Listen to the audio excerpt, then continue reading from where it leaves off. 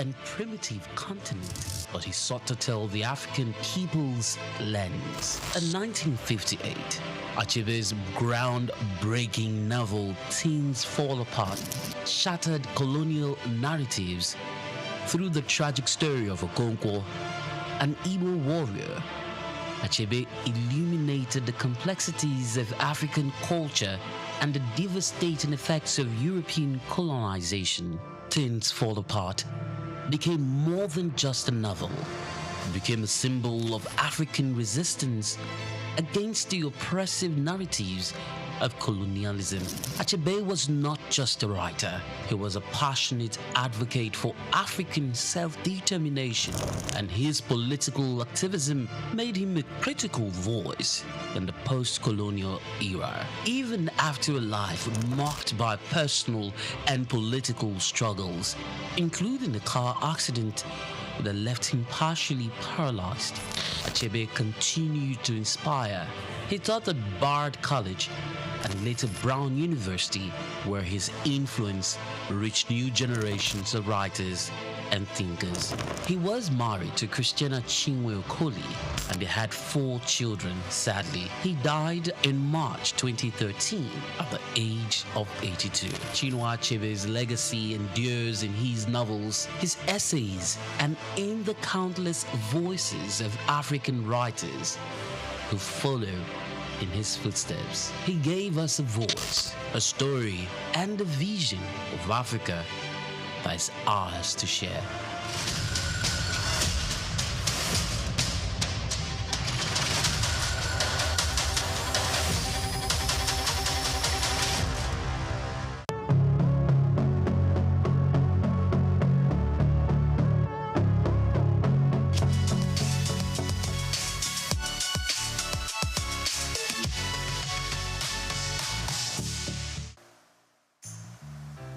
In 1957, just a greenhorn, leaving school and looking for a job, going into broadcasting was something that I dreamt of. But that's only meant going into radio, because my old school, Holy Child College, still on the same site in Obalende, 2 streets away from the old NBC. I still can't forgive whoever changed the name to something else that is being called now FRCN. Because if the BBC remains BBC 100 years after the founding fathers, dreamt of starting television, radio from, all the war years and learning a bit from America. It all started from America. Because we were taught about all this. Every time they took us from school to take part in, school's debates on radio, we just walked across. It's all in Obalende and Ikoyi, Balende/Ikoyi. So I dreamt of doing something along the line. And then one of my teachers left us high and dry and went to be a news reader on radio. Marie Tabio, who later became Mrs. Irikefe. Then we had people like Tung Adedoyin and SOUQ. We used to listen to them on radio on the old. You wouldn't know anything about that now, the rediffusion. It was just, a little box in your home. And everybody looked forward to either listening to the 7 o'clock news in the morning or 6 o'clock or 7 in the evening. So that was all all I had to do with broadcasting. And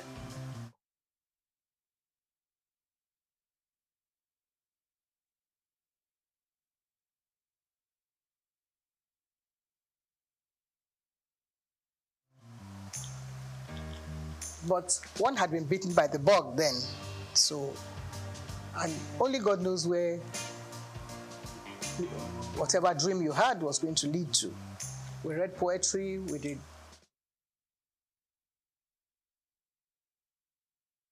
Catholic schools were very good for that. and my old school just celebrating 150 years of its existence, just down the road from here on Broad Street. The nuns, they were all white nuns. No Nigerian nuns at the time that we were growing up. So all the dream they had, this kind of dream that we have now, going to England, but they were coming here to teach us. So I had learnt a lot of poetry, I had taken part in Festival of Arts, and I had gone to, the biggest hall we had then was at King's College, which is also down the road. Means of transportation was your SS foot.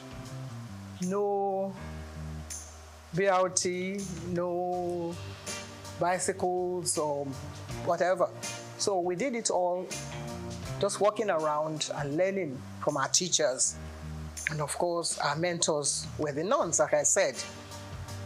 So in my wildest dream, there was no way that I was thinking of going into anything like broadcasting. That is going back to answer your question. But they had a lot of plans for the girl child. And not along the religious lines now, but actually they came to actually engender this whole idea of pushing the girl child forward. And not just me, a lot of us, people like Mrs. Francesca Emmanuel, they also went through the whole gamut of all this dream that I'm talking about. Television itself was brand new in the world. I have to talk about radio because that was what I knew as a child. But television, when it started, we didn't even know. Maybe in America, and then it went to Australia, and then to France. No. France came after Nigeria. You wouldn't believe that, would you? That we were number 6. America, Britain, Germany, Australia, one other country, and coming now home to Nigeria, where you cannot help but give a lot of credit to the dreams of people like the late Chief Obafemi Awolowo and one of his ministers then, Chief Anthony Enahoro. So that's how I believe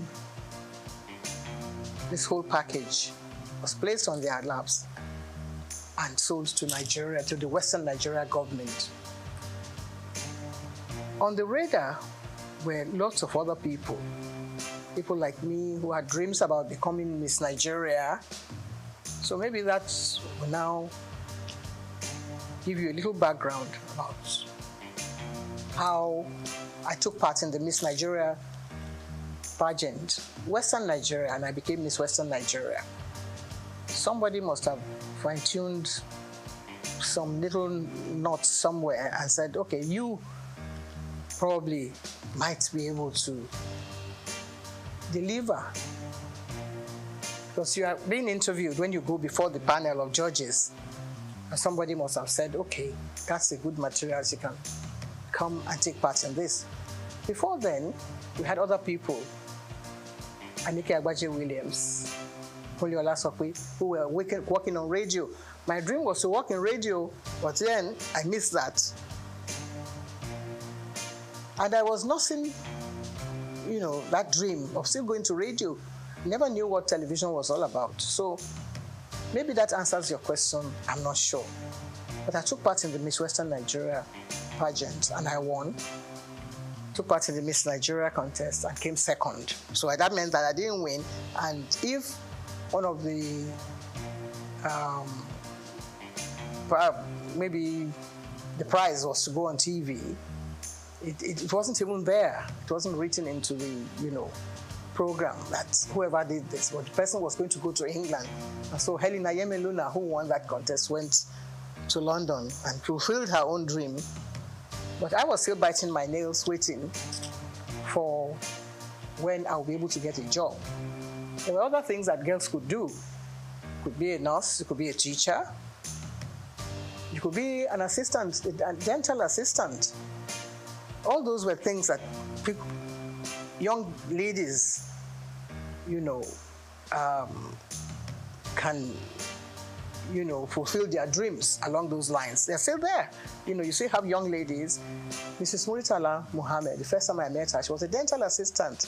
Little did we know that her husband was going to be the head of state and she would be first. So you see, lots of things were there for the young girl who wanted to learn, who had the talent, and who wanted to perform, and who wanted to work hard. But now I don't know if girls want to work hard. All they want is, the table to be set, and then they come and, partake of whatever is there. It wasn't too difficult at the time that I was picked as one of the people to come and appear in WNTV. The audition was actually carried out before my time. I got involved in so many other things, trying to get a job, something to secure, something, to alleviate poverty. There was not too much poverty in Nigeria at the time because people could still make a living for themselves and, get by in society. But I was lucky that I had an aunt who was a nurse in the hospital in Ibadan, UCH in Ibadan. And she was married to an Englishman, and the man's friend happened to have been the man, Mr. Mathers, who was brought as one of the technical partners to WNTV. So we met at a dinner party, and just as you and I are chatting, I was only 18 plus. I was 17 when I took part in the pageant. So by this time I was growing up, and I thought I was a big girl. So I opened my mouth and I said a few things. And the man looked at me and said, "How come you are not speaking with a Nigerian accent?" And I didn't know what he meant because we were taught at St. Mary's to deliver whatever lines we were given to deliver. The Festival of Arts, I came second after an English boy from Corona School. And I was given a beating for coming second. Not because I didn't perform well, but because I forgot to curtsy. And one of the judges, I think, who was then Mrs. Abayomi, Lady Abayomi, said that I delivered my lines very well. So if I were the Lord of Tartary, I would do this and that and the other. And so I came second. And when I got back to the school, the nun, Sister Marieta, said, "You were not paying attention." So whatever you do in life, you have to be consistent. You have to perform well. The way we're trying to do now, the way we're trying to project your voice and whatever it is you have to offer with a lot of humility, not trying to show off or to project your own image, but whatever message you have to deliver, you have to make sure that it is well delivered. The following year, St. Mary's Convent School, which is my old school, which is 150 years old in existence, went to the same King's College Hall, and we beat a lot of secondary schools. We came first. Pied Piper of Hamelin. Have you ever heard of that poetry? Pied Piper of Hamelin was about someone who wanted to get rid of all the rats in Europe. And all he did was to play the pipe. So that is what we were more or less doing. That's what you and I have felt. Being a Pied Piper, trying to get off all the ills in society. That's the main job of a broadcaster. There's so many things happening in the country, and it's only TV and radio that binds the country together. If the country falls apart tomorrow, you will rely on someone from radio or from television to make the announcement, to introduce the head of state who has just won the election or the one who has just taken over. It's a huge responsibility. At that age, at 19, we had to introduce people like Chief Obafemi Awolowo on TV. We had to introduce people like Akintola, Oladoke Akintola, as the premier. And when everything broke down and it all went into smithereens, they brought in Chief Majakodumi as the administrator of the Western region. All this happening before our eyes. There were no other stations in the country except WNTV. And we were there. So we learned quite a lot. In fact, I believe that the whole country revolves around broadcasting. And if you are part of that organization, how would you feel at my age, at 80-something? As young people, perhaps you don't know all this history that I'm telling you about. It's a long, long story. But when you sit down, you have to put it all into perspective. You see that, well, some people are actually meant to be in different positions. Some people are meant to be doctors. Some people are meant to be nurses. But those of us that are in broadcasting, it's a huge responsibility. It's a passion. Something. Sometimes you don't even know how you got there in the first place. Or somebody may have discovered you. It's like being in Hollywood in those days. Someone has to develop. So you have the talent, the latent talent, and then somebody will discover you. So that's how I was discovered by Mr. Mathers at a dinner. I was put in that place because I had won the Miss Western Nigeria contest. If I hadn't done that, I probably would be somewhere in the kitchen washing plates, washing all the dishes. So there you are, if that answers your question.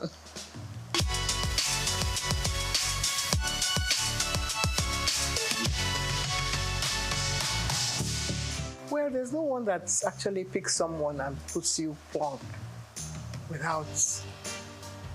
I mean, of course, if you don't have any experience on the job, you have no business being there in the first place.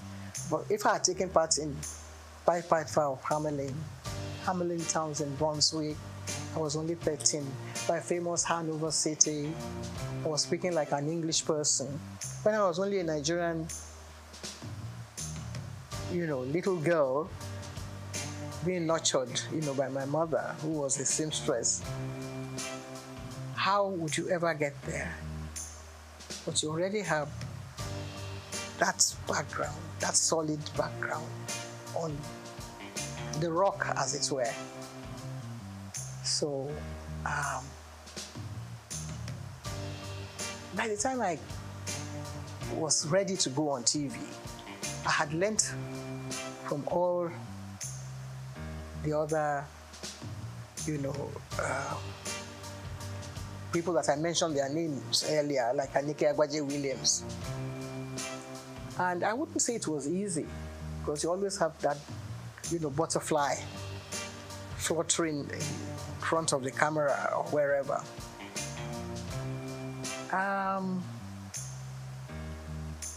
I think I took to television like I was meant to be there, with all humility. If I had been groomed by all these nuns that I have mentioned their names, they came to Nigeria to serve the people. They were not earning salaries, To become a nun, you have to take the oath of obedience, chastity, poverty, and all that. So you're not earning a salary. But whoever is there now is thinking of how much money he's going to get from whatever take comes from here, there, and yonder. So they taught us well. And nobody said you're going to go and appear on TV or you're going to be on radio. But just do what you're meant to do properly, with a lot of sense of responsibility and diligence. And that stands at the back of your mind. That goes everywhere with you, wherever you go in life. Even when I was nursing a sick child, my late son was a sick child. And I was meant to take part in Verdict 79 with my colleagues Kerry Ahmed and Adamu Aogi. They all came with me to the hospital, which is just next door here. And then we came back and mounted the podium and continued our business as if nothing was happening. He didn't die at the time, of course, but the job must go on. That is always there at the back of your mind. So my first night, I wouldn't say that I didn't have any jitters, that I was not nervous. But I was able to deliver, and I think that was the staying power. That was what kept me going, because other people came on board. I was not the only one. All the members of the board had their own, little nephews and nieces that they wanted to project on TV. They all came and they couldn't make it. But Anike and I kept going. And if you gave me a script now, I think I would try and... We didn't have too many, what do you call it then, teleprompters. Well, I was very good at, I had a photographic memory. So I was able to get hold of the script, and in less than 60 seconds, I'll be able to deliver it straight to the camera. That was one of the assets that I had also, which was God's gift. It's not by own might or whatever you think you have. You have the talent, of course, but also there has to be some other little bits of gifts that will help you to project the image of the professional.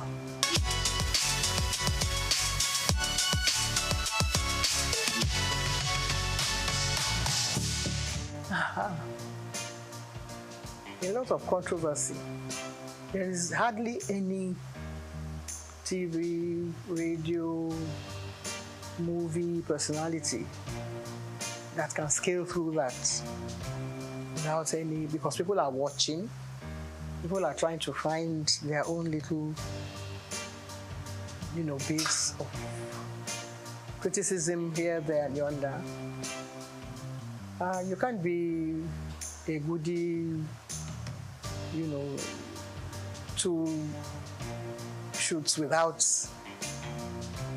any, how shall I say it, problem here, there, and yonder. So everybody has their own way of looking at people. People say, well, what has she got to do? She went to take part in Miss Western Nigeria the other day. So what's the big deal about her? And then somebody will still add their own salt and pepper here and there. But I was lucky that I was being nurtured by someone like T.O.S. Benson, who was then our Minister for Information.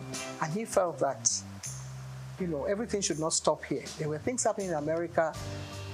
He made sure that my name was there. I was at the inauguration of President Johnson, Lyndon Johnson. And we commanded a lot of attention there, myself and my colleague, who came from Lagos, the station in Lagos. And for the president to notice that there were 2 black people sitting behind him at his inaugural ball, I think it was very overwhelming for me, because not many black people had invitation to that event. But Charity Adadevo and I were there, and he stood up and shook our hands where we were sitting behind, 3 rows behind the president. Then Kennedy had died, and we were still nothing, we were still feeling very hot about, the loss of Kennedy. And here was the new president coming up. We were not particularly keen on being welcomed by him. But then, things like that happen to you, and it makes headline news. 2 black people, they didn't even say Nigerians. They thought we were from Ghana, because some journalists came around and said, "How is your man Nkrumah?" And we said, "No, our own Prime Minister is Tafawa Balewa." They never heard of him then. But then they had to go and carry out their own study and find out who Tafawa Balewa was. And of course, the whole country was very proud of us that we went and actually stole the show at the inauguration of President Lyndon Johnson. So many other things happened. When I came to London, the British Information Office, they were trying to look for someone to host their program. That host happened to be around, so they picked me to host their program. But you don't ad-lib on any of those stations. Everything is written out. The questions, even your answer will be written. You can change it around a little bit, They make sure that you said the right thing at the right time. So that was how we were able to gain attention. German television also invited us because they were interested in Nigeria. See how the German chancellor came to Nigeria. That was what happened at the time. In 1963, we had just become a republic then, from being an independent station in 1960. By 1963, we then became a republic. And we were chosen to go and appear on German television in Berlin. And they wanted a little bit of culture. So Benson had his own band. So we were chosen to go and represent Nigeria then. Nobody knew who the ambassador was, but they wanted to know who was presenting something on TV. So that's how important television has been. And that, in fact, we were the first television in the whole of Africa. The very first station, WNTV, that was a call signal. WNTV, first in Africa. There's nothing like that now. Nobody wants to know whether you are first or second. But the station that is being run in Nigeria, I think, has the largest number of stations than any other country in Africa. We have about 21 stations, and now it's still, still counting. And yours is coming on board, and so many others. I think next to America, Nigeria should have been the best country for television broadcasting in the whole world. There's not so many countries in the world that has as many stations as Nigeria. We only have to put our heads together. We only have to find joy in whatever we're doing. Sometimes when it's raining, people say, oh, it's raining, and they feel very bad about the rain. But if you look closely, behind that rain, there will be sunshine, there will be something else coming on. You see some silver clouds coming during the rain, but Nigerians don't have the patience to wait for that kind of thing. That's what television teaches you. If you're in the studio, you don't know what's happening outside. You just get on with the job. That's what we were taught. We were taught not by Nigerians. Even when we started, we couldn't go on air and ad-lib. There was always someone there, Mr. Blackledge, to write the script. And if you can commit that to memory and deliver it, they're home and dry. It's not everyone that has the gift, not everyone that has the talent. It's God-given. And if you listen as a child at 17, 18, 19, at my own age, I learned from school, and I was able to impart this into the job. So within a few months, we got double promotion, all of us, because we were doing very well. Anika Agbadi was excellent. Lasope was superb. And so many other people reading the news. We were the first female to read the news. Women were not allowed to read the news. Nigeria started it. BBC wouldn't allow a woman to pick up a script and read the news. But we were already there. So that's how we were able to gain this global attention that you mentioned.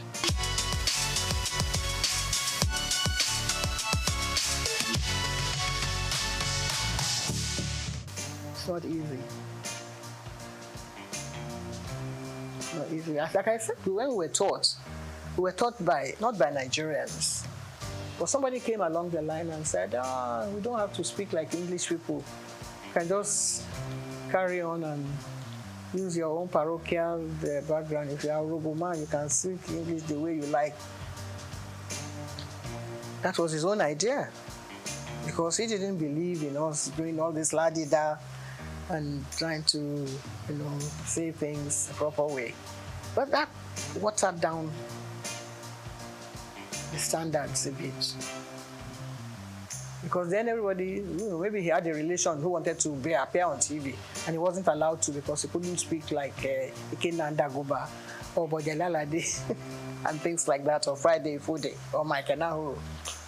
So somebody must have gone to him and said, because he doesn't speak like any of those people who were taught by,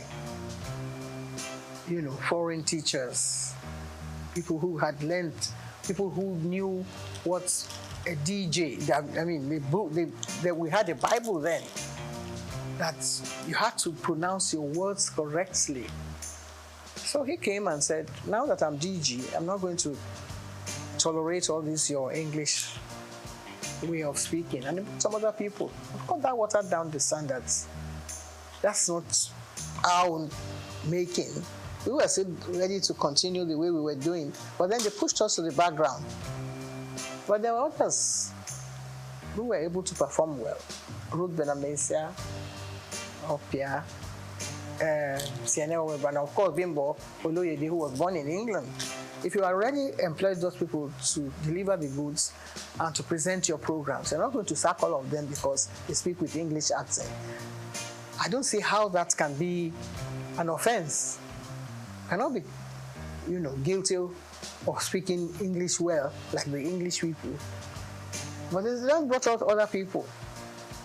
And you had the head of presentation. I became head of the presentation after I came under Buba. And you're trying to prepare your roster, and you wanted to put such people online to read the network news. Then they say, okay, bring somebody who can speak like Jeradi and do a little bit of a on the side. It's part of our culture. So that is what is happening to TV broadcasting in Nigeria. It's all very interesting. So, this cultural milieu and bringing, a touch of Nigeria. Nigeria is doing well. In that aspect, in the music world, I think we're leading.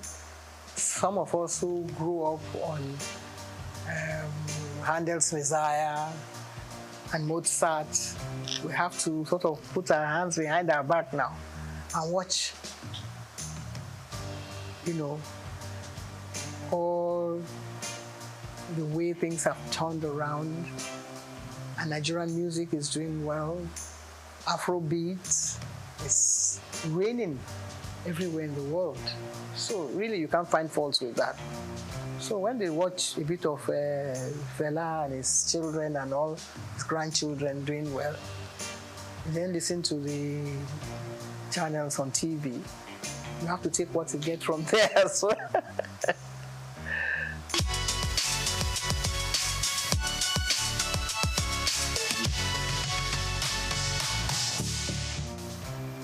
If somebody can wake up one day and say, why should your station be called the Nigerian Broadcasting Corporation? I say it should now be Federal Radio Corporation of Nigeria. Tongue twisting. Takes a long time to come to terms with. If everyone wake up in the morning and say, this is Nigerian Broadcasting Corporation, you have the call signal. Da da da da da da da da da da da. This is the Nigerian Broadcasting whatever. How are you going to put that, into context with the new one? First of all, when you wake up, you don't know whether you are even coming out from the right side of your bed or not. You're going to have to face your audience and say, we are no more the Nigerian Broadcasting Corporation. We are now Federal whatever, which you don't even know where the man, who came up with the idea. He didn't even consult you, didn't even put it to test. If the British corporation, they are going to change from BBC after 100 years, they will ask the whole nation, they will say, where are we going to take this from? They will ask everybody, they will do a census, they will do all kinds of things, carry out all kinds of tests to see whether people will accept it from them. No. Nigerians are very hard and cut and dry. This is the way I want it. I'm the head of state, so I can change everything now, and all of you can start marching forward and march back again. Soldier go, soldier come. I think Fela would have been a good head of state for Nigeria because he would have got some people marching the right way. So, I think that is what has happened to this country. But we will still settle down. The soldiers that have been marching since, they will do attention one day. And then we'll be able to sort ourselves out gradually. I think we're going through the right process now. People are beginning to find their own feet. If things go around, price of goods go up, Nigerians will find a way to come to terms with that. When we were growing up, everything was done. We won't say according to the colonial rules and regulations, but at least there were standards that were set down for you and things that you had to toe the line. This is the proper way to do things.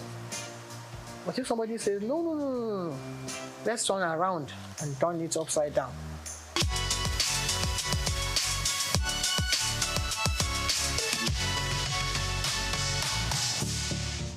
First SOUQ. It's the only thing that has moved to the whole world from Nigeria, that shook the whole world. That brought everybody attention to see what Africa has to offer the whole world. It happened here on this soil in Nigeria. I was a member of the ceremonial committee. I remember the opening ceremony. There were about 15 heads of state. We've never had anything like that since then. That is what we should ask ourselves. Every head of state that takes over from Nigeria should find out again. It's not from broadcasting that you can get the answer. You can get the answer from technocrats who had worked in all those areas. What happened? How come it couldn't happen again? It's like Armageddon. Every country was represented. Every culture was represented. Miriam Akiva was watching us and called us at the station one day and said, even the way we linked programs, they couldn't expect that it could be happening in Nigeria. We received phone calls. People were sending us bottles of champagne on the air. The links. Bimbo Oloyede was there with me. I was at the opening ceremony. I was yanked from there to come back to the station. From, interacting with the head of state or with our head of state at the time to come and man the station because what was phenomenal. How come we've not been able to do it? 77 years, how long ago was that? I was only 37 years old then. I'm going on 90 now. It hasn't happened again. We should examine that. Even the head of state that was there still alive, let us ask him again. Let us put him down and say, Oga, please explain to us what happened. Some people came up with a theory that the symbol that was used was fetish, that is what has happened and Nigeria has turned upside down. If that is acceptable, it may be superstitious in your eyes, but let us find out. Let's not call the Babalawo. Is it bad that it is a Nigerian that carved this image? And it is making news outside the world. Now you say, no, it is not good that Nigeria should be able to project an image that would attract the whole world, something that will bring everybody on their knees. After the first SOUQ, we were still recovering,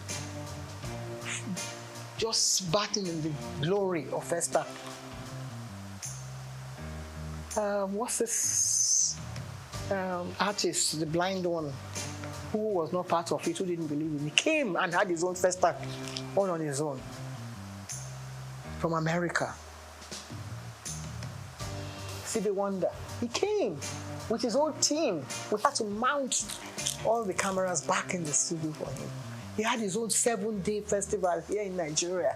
What prompted him to do that? Other people came. They wanted to know what was happening in Nigeria.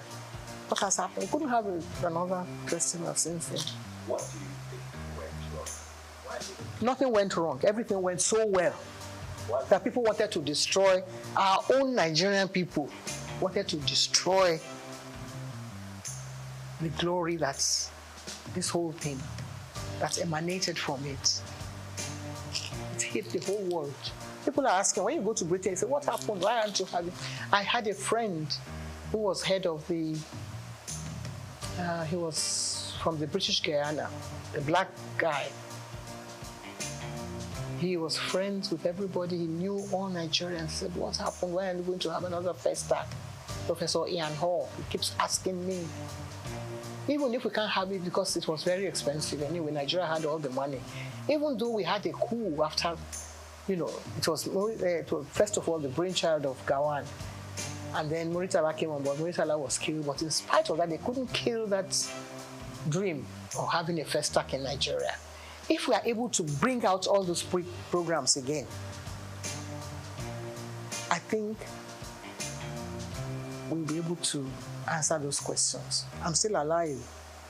There are a lot of people who will still want to know the answer to that. It's a very, very brilliant question that you have asked. I think if it was another country, we'll set up an inquiry and say, what happened? Can we resuscitate this whole dream? Some of the tapes that we had then in WNC, some people put them in one place and set fire to them because they felt maybe somebody in their religious organization said, you are the one projecting all these things, so Nigerians are bringing idols around. Who gave them the idea to make the idol? It's God now. It's from God. Whatever thing you were able to put together, the Bible was put together because God loved the world so much, and He wanted us to learn about, things that had gone out from the time of Adam and Eve. God loved the whole world and created Muhammad and said, put people together and let them say Allah Akbar every day, morning, noon, night. God created so many wonderful things for us, so many images that we can imbibe from, so many things that we can learn from. People want to come and learn about our country. Instead, we say, we want our sculptures back. What are you going to do with them? You don't have a museum where you're going to put them to make them thrive and people come here to Nigeria. It's a good idea for them to come, but if they learn about your country, what your people have done over the past 2,000 years. 2,000 years of Nigeria image was put together by the BBC. Nigeria went and tore it up in shreds. He tore it up. He said, what are you doing with that? What you call bad belly. I don't know if anybody sang a song with that title. If we maybe start from there and say, what do you do with your own bad belly? Some people, National Stadium. There is no theatre in England, in London, that I know that have gone to watch plays and things that have not been in existence for over 500 years. So many studios. We have one big one, the dream of Nigerians. And now we want to go and do banking there. We want to go and do trade. It's supposed to be for culture. Our own culture. Lagos State will be dragging federal government by the neck and say, no, we own the theatre now, and we want somebody to come and do something there. If we can only put all these things behind us, the evil that people have done in the past, people like Julius Caesar, when they were writing all those, when Shakespeare was writing all those things like that have happened in the past. We should examine them. Get people like Wole Soyinka to sit down and rewrite the whole history again. If they ask me questions like you're asking me now, I will be there to answer. Because I saw it all unfold before my eyes. The image of Nigeria will come tops. All the stations in Nigeria should get involved and do stories on this question that you've asked me. A very salient question, and I love it so much. That might be able to revive the image of this country and let us know where we are heading, in what direction, and bring us back to really the point of salvation.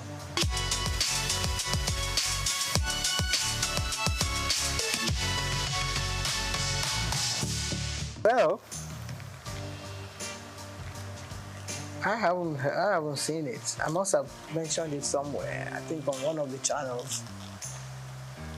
when they was trying to build the scandal around it, and I said, and I tried to put the record straight, that wasn't really what happened, and that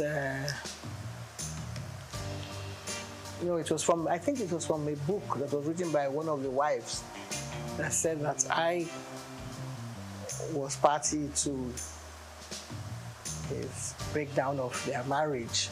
And I was trying to put the record straight that wasn't really the true picture. I have due respect. I have to, bow wherever I come in the presence of a president of this nation, past, present, or even present, yes. I hope I'll still be around when we have others, coming on board. But I was taken aback that the head of state, asked me a question that, because in the past, we were in the studios when the head of state came, and we were given scripts. If there had been, there had been several coups, and it's always the presenter or the station, either the managers that take the brunt of the whole, the issue when things like that happen. You don't know who is coming. You don't know how many jeeps are going to be coming in. You don't know how many, what you call all those heavy equipment that they drive in as they are coming into the studio. You don't know where they are going to shoot the station down. Nobody knows that. It's only the people who have worked during that period that can relay those experiences. Sometimes you're at work in the morning, by the time you come back in the afternoon, the government has changed. And if you haven't got maybe your ID card, you won't be allowed into the station, or somebody can throw you in or into jail. So all this had happened in the past. Nobody has told any of these stories. People like Segun Lushola or Dr. Kolade. Somebody might come and say, so has happened. I was driving my former husband to work in the morning. I dropped him at the station. By the time I reached home, there had been a coup. Murtala had been killed. And they were under siege, the whole station. Just imagine that kind of scenario. Things like that had happened in the past. But Nigerians don't have that sense of history that wants to sit down and say, well, we want to ensure that it doesn't happen again. Of course, we'll pray that it doesn't happen again. And you wake up in the morning and somebody is announcing something else, different from what you have. A colleague of ours had been, pushed into something that he wasn't aware of. Those are kind of situations that have happened in the past. But this one, we were all dressed in ceremonial costume and trying to, I was the only one that was asked to stay in the presidential, what do you call it, the special area that is demarcated for head of states on issues like that. And all of a sudden, the president is following me all about. And I said, this is getting too close for comfort.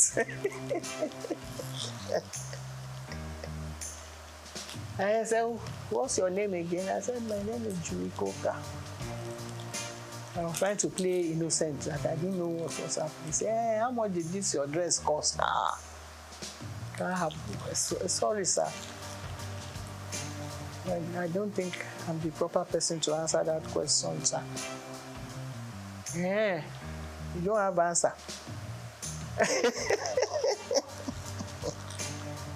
It's a bit unprofessional. I mean, not in the profession per se that we mean, but I wasn't prepared for that kind of thing. So I must have given a rude answer to that. And then, before I knew it, Ade Lanwa, who was then the head of Navy, came to me and said, you have been very rude to the president. The president said, he asked you a question and you couldn't answer. I said, good morning, Mr. President, sir. Because when we introduce them on TV, that's how we introduce them. we're now going to be addressed by a new head of state, Mr. So, sir. And I said he should go and ask the president of SOUQ. I'm sure he has a record of what the question he's asking me can be answered, better answered by the president of SOUQ. If he finds that unbearable or rude, then either that one is not doing his work well or I'm not doing my work well and I don't belong here. But I carried on regardless. Shortly after that, another top army officer, Joseph Garuba, that one was the tallest man next to Ufwe Bonye, or the one from Mali. And he said, Julie, I know you can be rude at times. I said, not on this occasion. This is a wonderful occasion for the whole nation. And I'm trying to be my best behavior. And he said, the president said, I'm being very rude to him. He said, I know you, maybe you can say things. And I said, no, I never. He asked how much the dress cost. And I don't think I have an answer, which may contradict what will be on record if you really examine it thoroughly. I was getting very nervous at the time. So I dropped everything and disappeared from the scene, and I never went back again. But the thing reverberated right down to all the committees and members by late Auntie, what's her name? Kentebe, which was a lady, the commodore of their navy. She said, Julie, I think she heard that she was going to be sacked that day because the naval officer sent to her and said, you are the one that did this. And I said, can never, God forbid, can never reach me because I'm not in the forces. I'm doing my own job here as a professional broadcaster.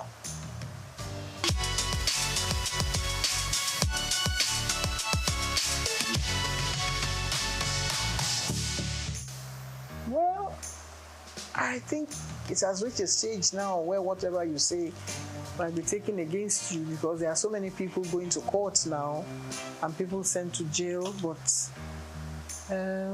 things were not as bad as they are now because some of the gory stories we hear and people being, penalized and sent to jail, I think it has reached an astronomical level that it's something that's actually, maybe it was there and people did not want to open the canker worms and let us see what is really happening. In my own case, it was a deliberate attempt on the part of an aunt of mine who felt that there's no child that should continue going to school at a certain age. And they were trying to arrange for me to get married to somebody. And it's a tradition of our people, in Delta, to find out whether the girl is still a virgin. Then they go and look for one old man.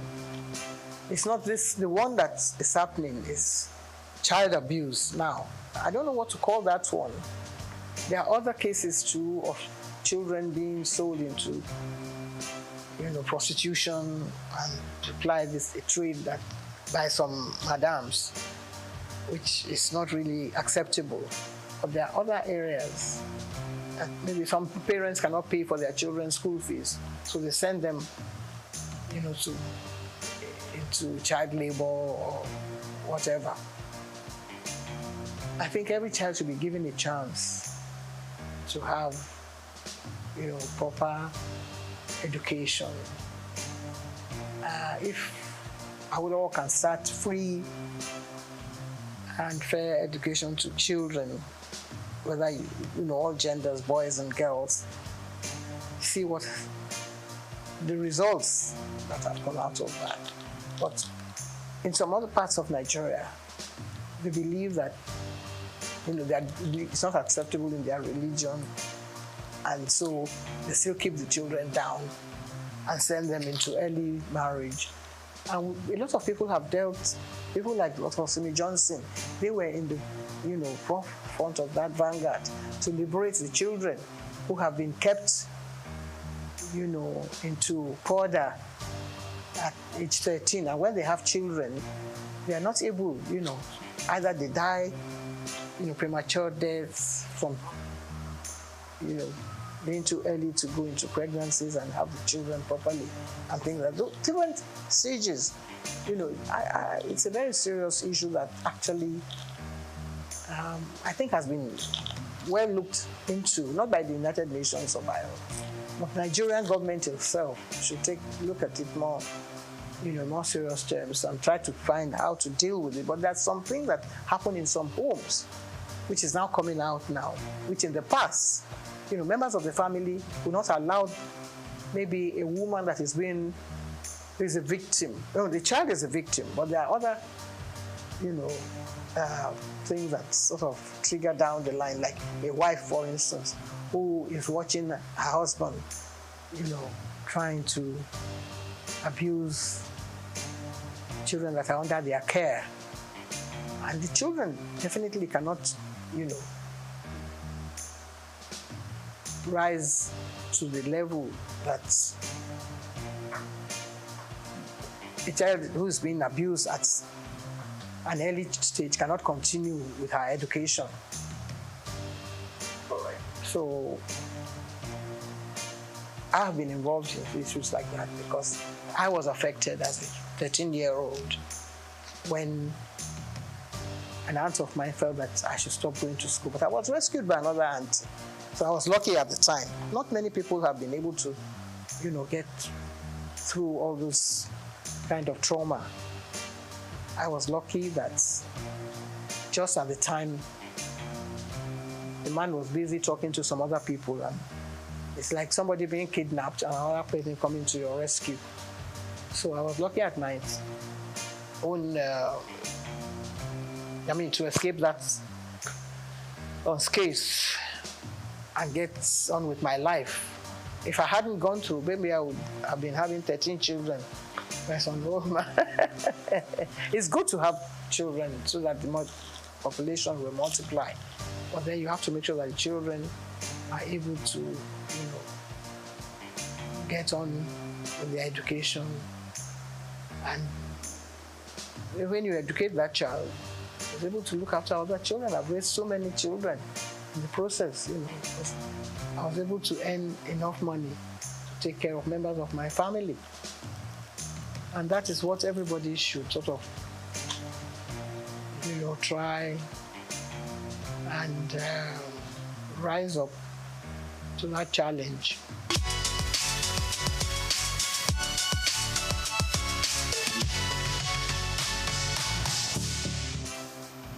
Our chief, Folani Koka, was the Babeto of Lagos. So, and I used to accompany him to the palace of Oba-Oyekon. And someone then said, well, Yetu, why don't you let... He wanted his wife to be the Yetu, but she rejected it. She said she didn't want to because, she thought they were going to perform some fetish. It wasn't really fetish. My brother now turned to me and said, Julie, do you want the title? I said, no, it's not for me to say, because I wasn't terribly keen. But he said he was going to carry out all the preparations. And I said, well, if you're going to do that, why not? And the late Oba Oyekon graciously offered me the title. I accepted and went through the ceremony. So I've been a Yetu of Lagos now for getting on 40-something years. We only have one majesty in England. And that is one of the oldest institutions in the world. Some other countries are getting rid of their heads of their traditional rulers.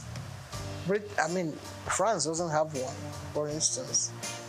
There are some countries in Europe, I think in Finland, that still have, kings and queens and all that. But Nigeria, every little village, every doorstep has one title. This is the palace of the so. It wasn't like that in our own time. You had only one Oba in Lagos. Now you have so many. You have several Obas. This one claiming this and that. It's Osa. It's whatever. after a while, there's going to be a clash. Maybe not in our own time. So if they are playing traditional roles, somebody will lay claim to some title that belongs to somebody else and another one. There's no end to it. So let them stay the way they are now. If they want to multiply, that has nothing to do with me because we don't have any say in that. It's not, because you can say now that this station is trying to sell this idea to be propagating an idea that should not be. I don't think anyone should play any constitutional role. If each one has its own, in the states, at the state level, they take it, I think it's rotated. After a while, one steps down, another one takes over at that level. If they want to go and attend a meeting at the House of Assembly, that's up to them. But at the federal level, I think, no. No. I don't approve of it at all. Because then you will have some woman coming on and saying that he's the one that is entitled to the title. It's not. I don't know whether any African country actually accepted that sort of thing. So Nigeria shouldn't start. Nigeria at certain points in any of these things. Once Nigeria starts, other people will start. And before you know it, the whole thing will skyrocket and another war starts. We have enough problem on our hands as it were now.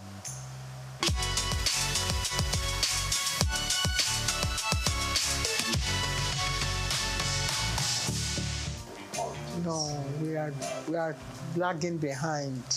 It's such a terrible shame that we only have about 4 women in the Senate. It's ridiculous. We seem to be dancing backwards. In that regard, I think we're falling short. Totally. There was a time when there were more. There doesn't have to be more women in the Senate. I think there should be maybe 50%. Not even 30-something affirmative, whatever that they're going to Beijing to talk about. There should be more.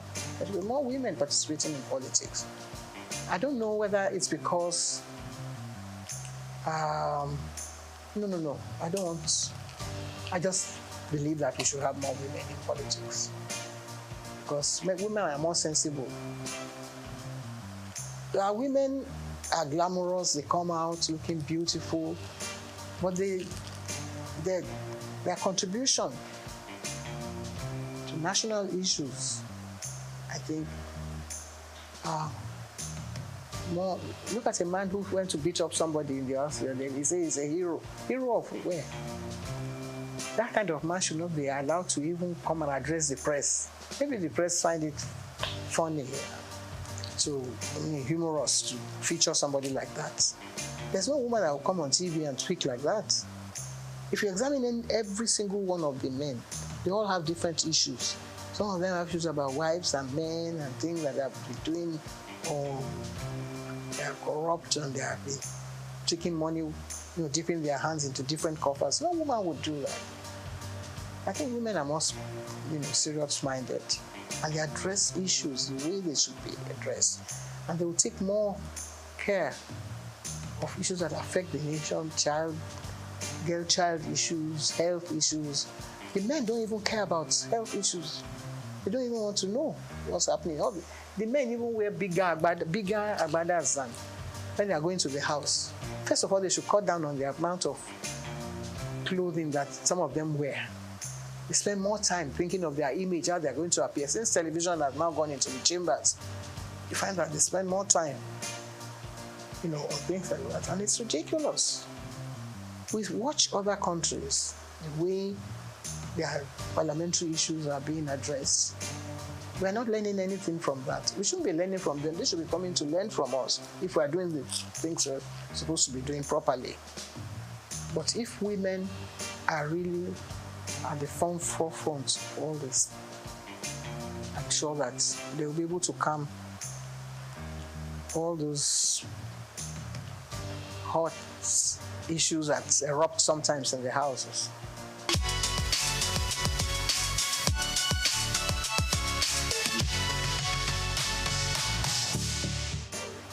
With worry, my mother. I was brought up as an Echekeri child by my mother. I was taught to sing Echekeri songs, to speak Echekeri well, to address issues that affects the people of worry. My stepfather, who also brought at the hand in my upbringing, was an Echekeri man. So I think that takes care of all those things. Well, I was brought up in Lagos, so I have this dual kind of nationality, and I knew my father came from Egba land, but I didn't have much to do with him. I only have connection with the family, like, Toye Koka, who is my uncle, who took care of me as well, but he was too busy doing other important things. But occasionally when they're having issues in the family, I'm invited like a stranger. But because I speak Yoruba very well, and I passed all my exams, and I used to do all my programs in Yoruba in Ibadan in those days on radio, WNBS. So I can still hold my head high in that regard. I think I function very well. It's like the King of England. He sometimes goes home to his Greek family. When, Prince Charles, when he was prince, he used to go on holidays with his family from the Greek side. And in fact, it looks like some of them sometimes when they are together. So yeah, I think it's allowed.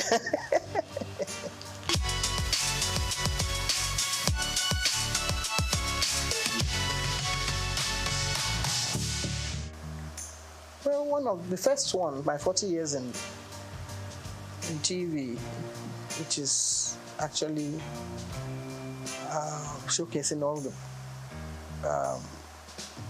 my life in broadcasting from the early stages, which actually should have answered some of the questions, was a textbook in Kenya for many years, because the minister came to Nigeria, and my DG then, Mohammed Ibrahim, had a whole box full of the books, and he gave them to the minister. And when the minister got there, he requested for more copies of the book. I never got paid for it, but I was delighted that they found the book so interesting. So maybe I'll get someone to serialize the book on TV sometime. We tried to do it some years ago, because I cannot be telling the stories all over again. This is about maybe another 30 years story. Again, we've done another sort of edition. My Life in the Limelight, which is the latest one. So if you have time, if you create space, you might be able to tell the stories and take it stage by stage. That's why I sell the book, and also, we get some media attention from sponsors and get things going. The sky will be the limit then.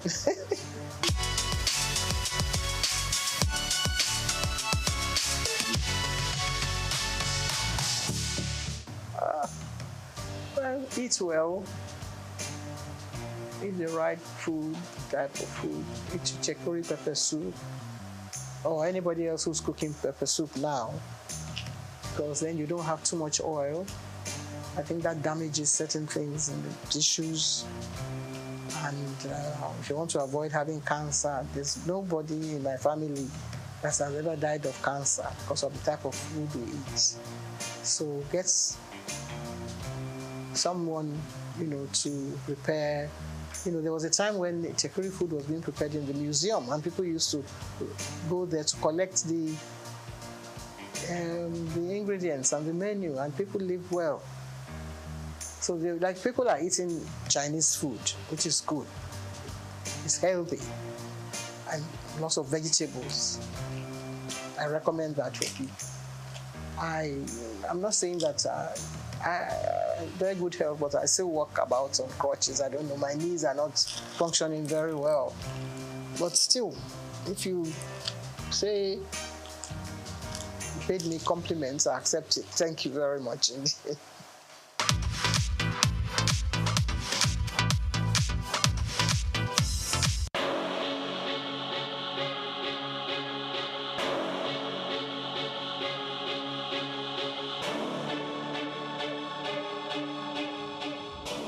Elon Musk is a visionary entrepreneur leading innovative ventures in technology, space exploration, electric vehicles, and renewable energy. Musk was born on June 28, 1971 to a South African engineer and his mother, a Canadian model and nutritionist in Pretoria, South Africa. His talents for computers and entrepreneurship emerged early, and at age 12, he created and sold a video game. Musk studied physics and economics at Queen's University and the University of Pennsylvania. In 1995, Musk founded Zip2, sold to Compaq for $307 million. He also co-founded X.com, which became PayPal, acquired by eBay for $1.5 million in 2002.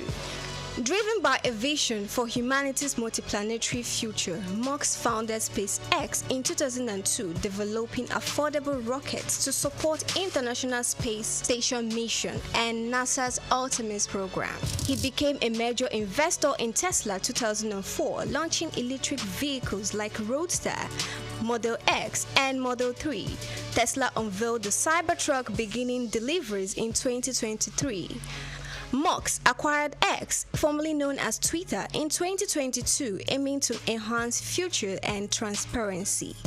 Musk has at least 12 children from multiple relationships, including Justin Wilson, Tallulah Riley, Grimes, and Siobhan Zilis. Through SpaceX, Tesla, and other ventures, Musk shapes technology and innovation globally, and his influence extends beyond business into politics and culture.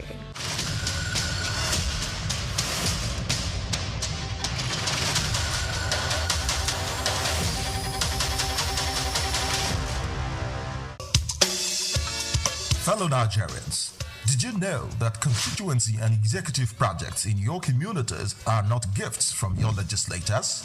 They are projects sponsored by the legislators and funded by the federal government to improve your life and the lives of those around you. These projects belong to you. Without your vigilance, they might never be completed.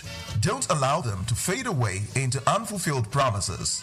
Stand up, take ownership, monitor their progress, demand accountability, and report concerns to ICPC. Call our toll-free line now on 0800-2255-4272 or WhatsApp only on 0806-656-4726. This message is brought to you by the Independent Corrupt Practices and Other Related Offences Commission, ICPC, with support from MacArthur Foundation and the Center for Democracy and Development in Africa, CDD. The National Theatre, Igomu, built during the military regime of Olusegun Obasanjo and finished in the time for the Second World Festival of Black Arts and Culture, FESTAC, in 1977. The theatre holds amazing treasures and memories. The artworks fill everyone with pride. The National Arts Theatre is visible from the motorway which connects Lagos Island and the mainland. The National Theatre is packed with the artworks of a legendary contemporary Nigerian artist, stained glass walls by Yusuf Grillo, sculptures and murals by Lamidi Fakeye, Erabo Emopai, and many others. It was put to full use for a month as one of the 4 venues of the Second World Black and African Festival of Arts and Culture, tagged FESTAC 77. The complex hosted 16,000 participants from 56 African countries and the diaspora in an unprecedented showcase of African music, fine art, literature, drama, dance, and religion. The National Art Theatre was built and designed by Techno Expert Stroll, a Bulgarian company mirroring the Palace of Culture and Sports in Varna, Bulgaria. Completed in 1976, the building is one of the largest and most beautiful of its kind on the African continent. It consists of a central hall with 5,000 seats, a collapsible stage that can be quickly rebuilt, a conference hall with 1,600 seats, 2 large exhibition halls, and 2 cinemas with 800 seats each. The theater complex has a dressing room for artists, a garage, offices, coffee bars and a buffet. It has indoor TV and radio systems, as well as booths with facilities for simultaneous translation of languages and hectares of large green lawn around. The majestic structure sits in Igomu like a quiet mountain, mesmerizing visitors and passers-by. The National Theatre, SOUQ Enlightenment. Broad Street. Broad Street, situated in Lagos Island, is steeped in Nigerian history. Once the biggest financial hub of the country, it housed the headquarters of major banks, linked to CBN, the stock exchange, and the loads of lender companies. Broad Street is a historically significant street.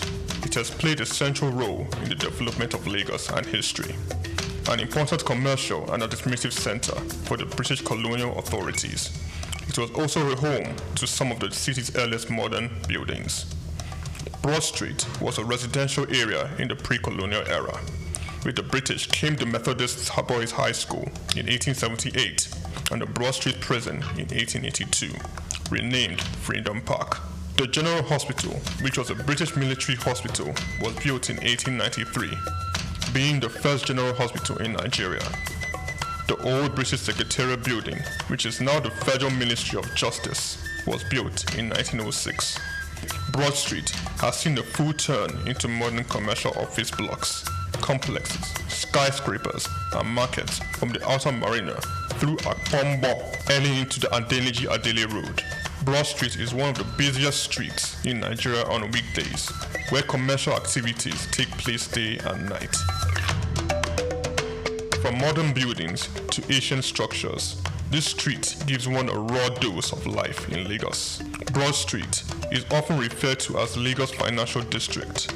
It boasts a mix of architectural styles, reflecting its long history, colonial-era buildings, Victorian and Edwardian architectural features, alongside more modern skyscrapers and structures. Broad Street remains a vital, vibrant part of the Nigerian economy. Broad Street, SOUQ Enlightenment. Take Nigeria because it's the mind that needs to first of all be rebranded. Idris said he's going to be putting Nigerian labor, Nigerian content and materials first. If you say Nigeria first and it is just us down here that, are pushing that agenda, it's going to be a big struggle. Do you think Nigerian firms, Nigerian organizations should start looking at getting their staff involved in this market or buying to keep to their staff? Within this side, let's also learn citizens policy. See something. This is SOUQ business landscape.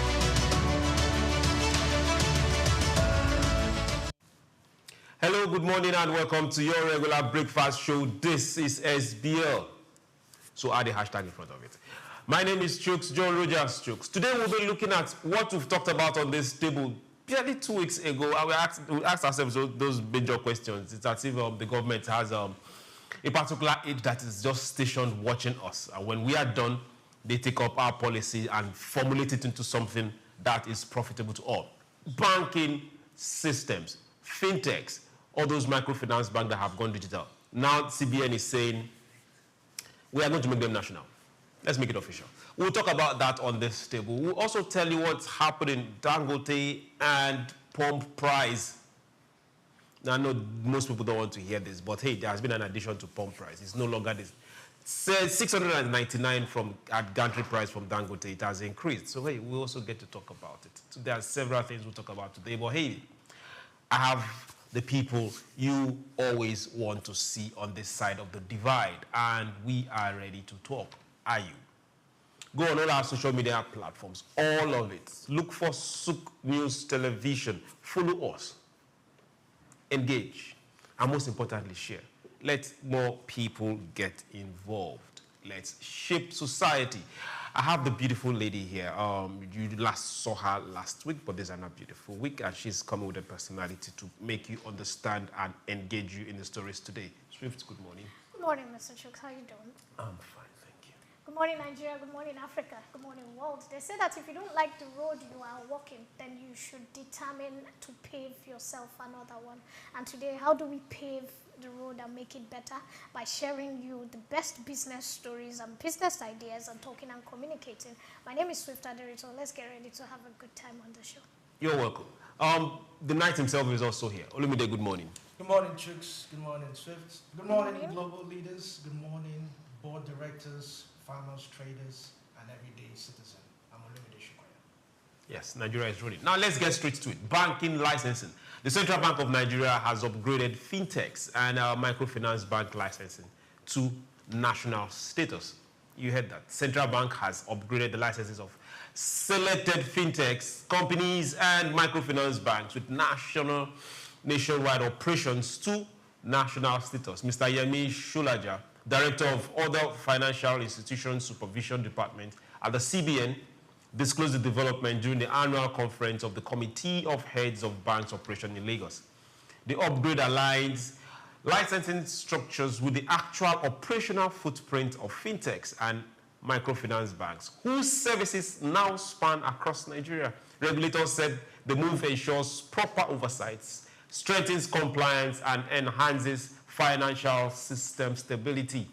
CBN officials added that the licensing review reflects the rapid expansion of digital financial systems and the growing role of microfinance institutions in national financial inclusion. Analysts say the change could improve operational efficiency, standardize regulatory requirements, and support sustainable growth in the sector. The Central Bank urged all affected operators to comply with updated reporting, governance, and risk management standards under the new license framework. Okay, gentlemen and lady. Yes, sir.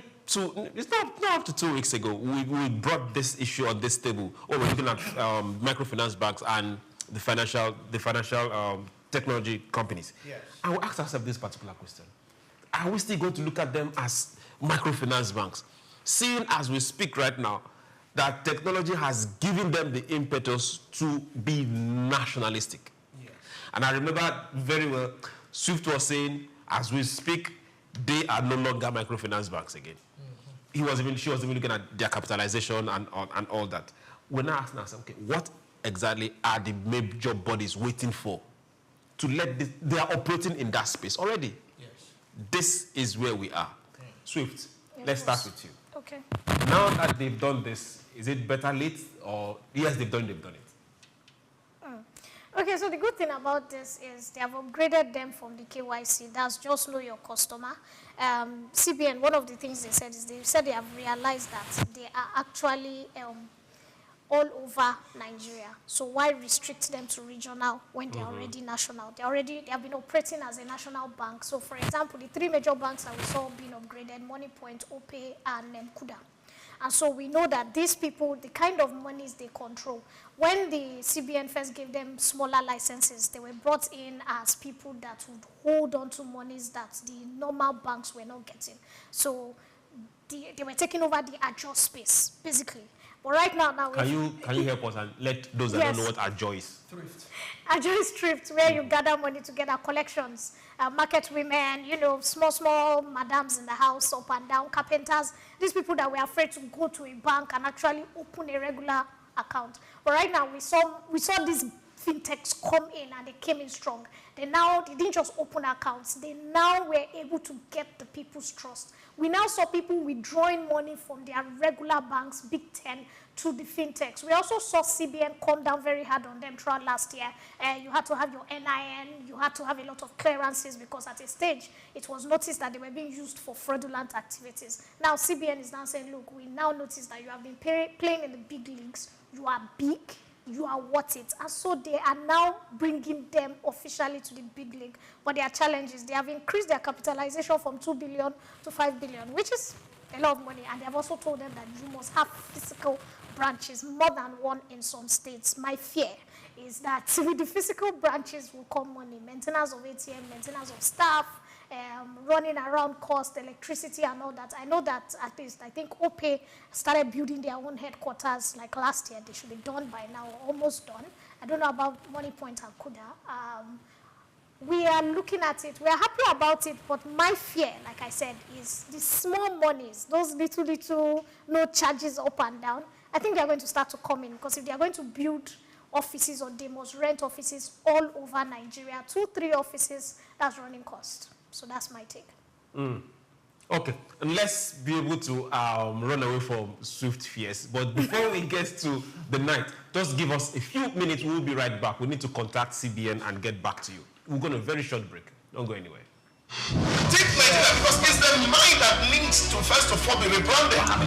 Idris said he's going to be putting Nigerian labor, Nigeria content and materials first. If you say Nigeria first and it is just us down here that, you know, are pushing that agenda, it's going to be a big struggle.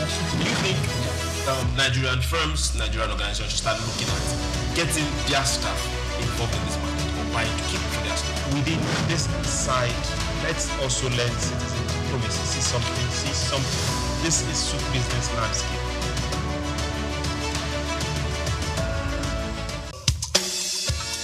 Fellow Nigerians, did you know that constituency and executive projects in your communities are not gifts from your legislators? They are projects sponsored by the legislators and funded by the federal government to improve your life and the lives of those around you. These projects belong to you. Without your vigilance, they might never be completed. Don't allow them to fade away into unfulfilled promises.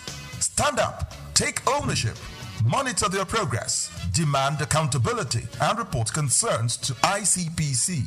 Call our toll-free line now on 0800-2255-4272 or WhatsApp only on 0806-656-4726. This message is brought to you by the Independent Corrupt Practices and Other Related Offences Commission, ICPC, with support from MacArthur Foundation and the Center for Democracy and Development in Africa, CDD.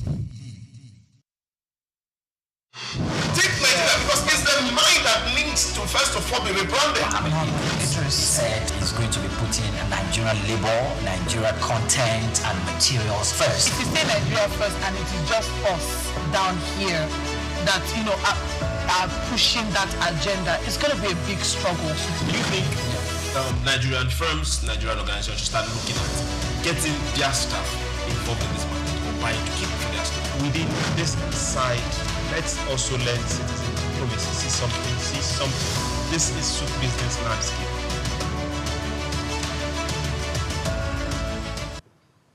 Welcome back. Thank you very much. We're still looking at the fintech and CBN upgrading their licenses to nationwide license. And we told you that we needed to hear some clarification from the CBN. It's all good.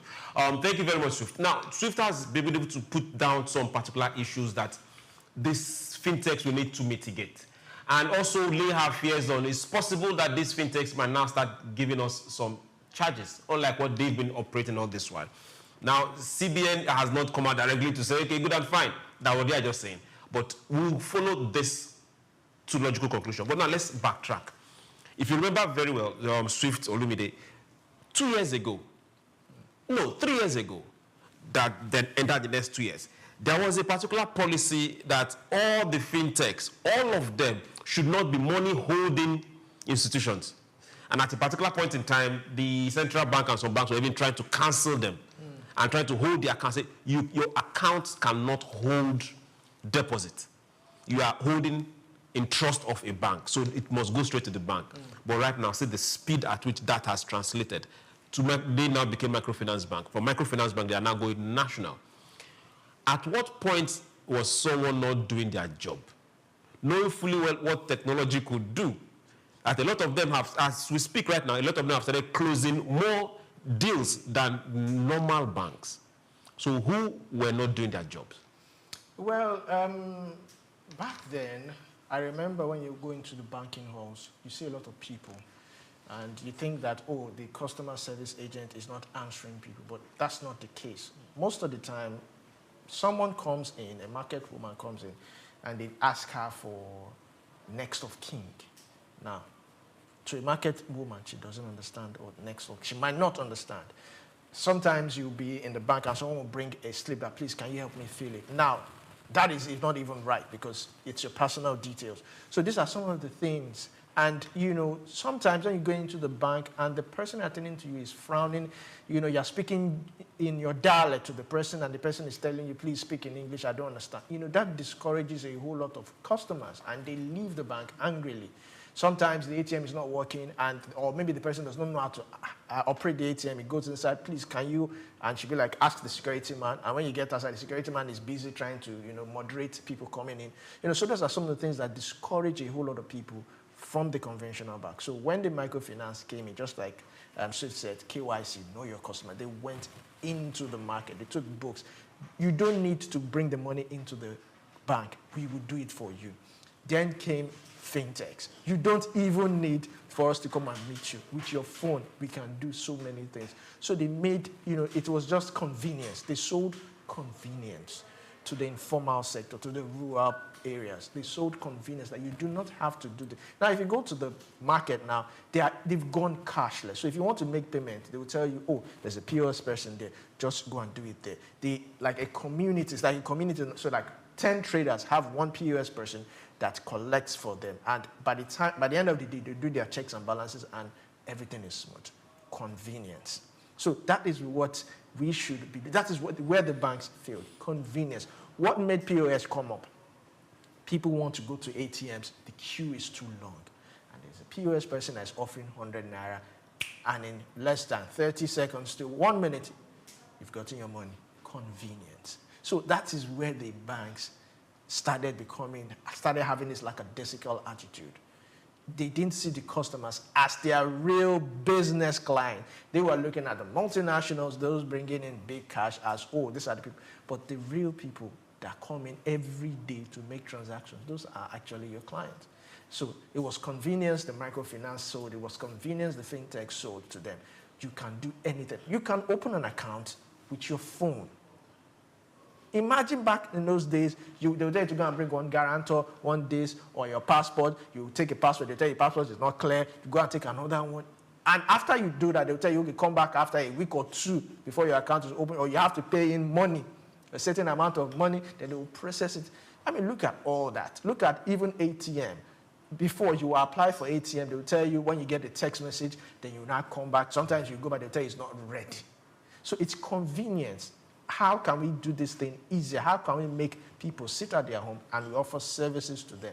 That is what the fintechs. But it's a good thing now that because, yes, at a point the fintechs started going, well, I say haywire, because at a point people were accusing them of money laundering and all that. So the government bringing in this regulation is trying to monitor their inflows and outflow, monitor every other thing. Now, you know, fintechs now and all these POS operators, they must operate one account.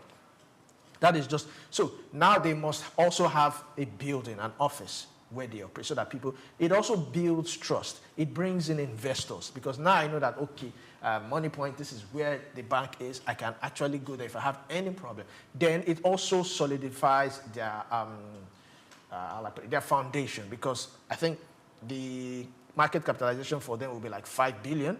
And if they have that, you know, yes, I mean, come on, OP has more than that. I mean, they really have money and all that. So, but it also assures your customer because when you look at other conventional banks, you look at their capitalization, you know that, yes, my money is secure. They are not going to run away with my money. This is what central bank is also trying to do to regulate them also. Because now, the major thing I think central bank now needs to do is make sure that they are able to now cover the rural areas well. Cross your T's, dot your I's. It's a healthy competition. That's the way I see it. Some people might be saying conventional, but it's a healthy you gave them that room, you created that lacuna, and they filled it in. And, you know, the central bank is just doing what they need to do. That, okay, oh yeah, you guys come in, let's everybody play in an open field, rather. Okay, while everyone is playing an open field, I like that end of it. So let's come back to you. Okay. Now we are 100%, we are all Nigerians. And we know that the cash flow in the system, over 94% is not in the banking system. Which means over 94% of the entire money in this country is in somebody's bedroom or somebody's tank. That's a lot. I don't think the number is that staggering. That is coming from CBN. Oh, interesting. Very interesting. As of yesterday. Major. Now, if we have this microfinance banks and fintechs, do you see possibility of them cutting that number? According to statistics, CBN has already claimed that they were able to cut the number. They claim that why they are bringing this law is because of financial stability, that they want them not just to, pack up and run off one day. Since rumor has it that both, I think, Opay and MoneyPoint, some of their major investors are from other countries. So they don't want a situation where they just up and leave. And this is why they are trying to commit them.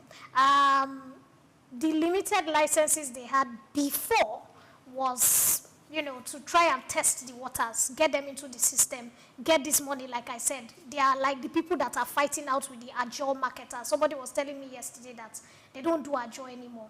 They have accounts now. Like Olumide was giving the instance that when you go to the market now, which I actually, as he said it, I experienced it. When you go to the market, even the woman that doesn't have an account, she will tell you that, no, don't worry.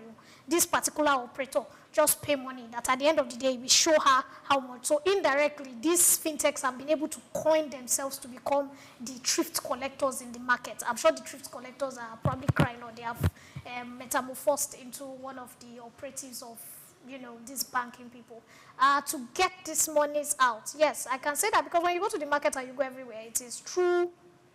You are literally paying through the fintechs. Before you see anybody that is using accounts for bigger banks, it's very rare. So automatically, that's their job. But I think they can do more. I've seen them in the university system. I've seen them having some major accounts for students, which the other banks did.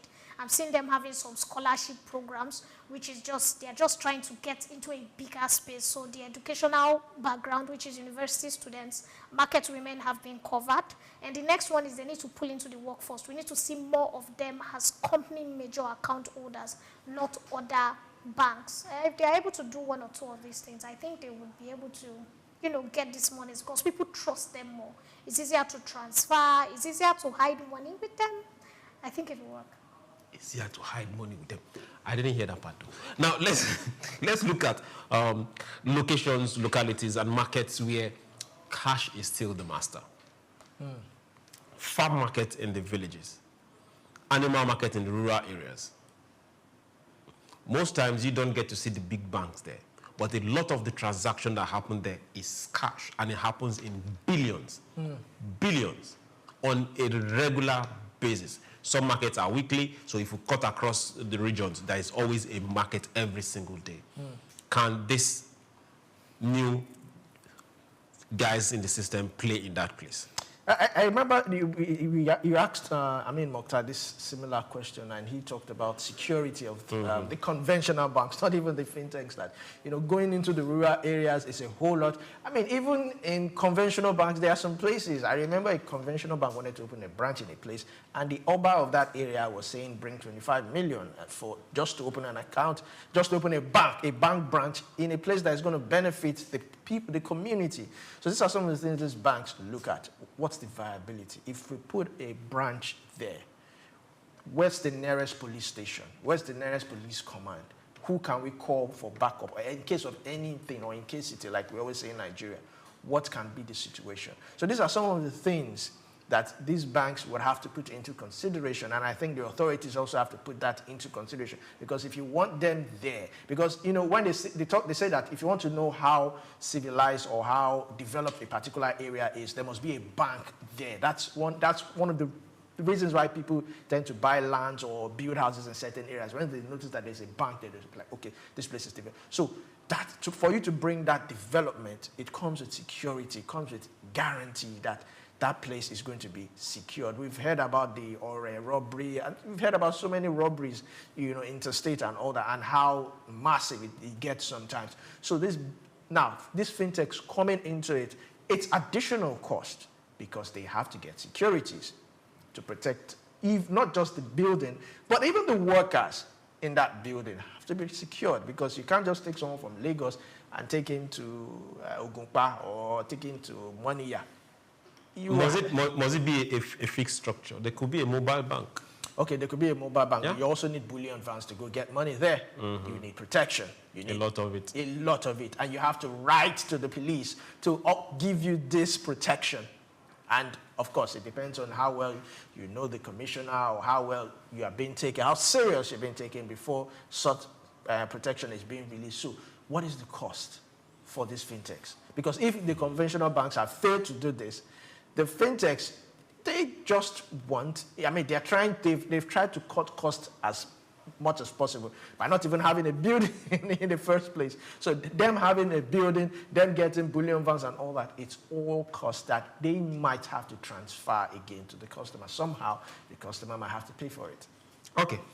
We want to see financial inclusion. We want to see it at a very high level. We want to see that 94% of financial flow out there cut to, at least let's get to 70% this year. Then we can now say, okay, good enough, we're making major progress. We want to see some cashless society progress in 2026. We can't do without cash, they will know, but 94% out, that's way much. We'll go to our next story, and it's the market watch.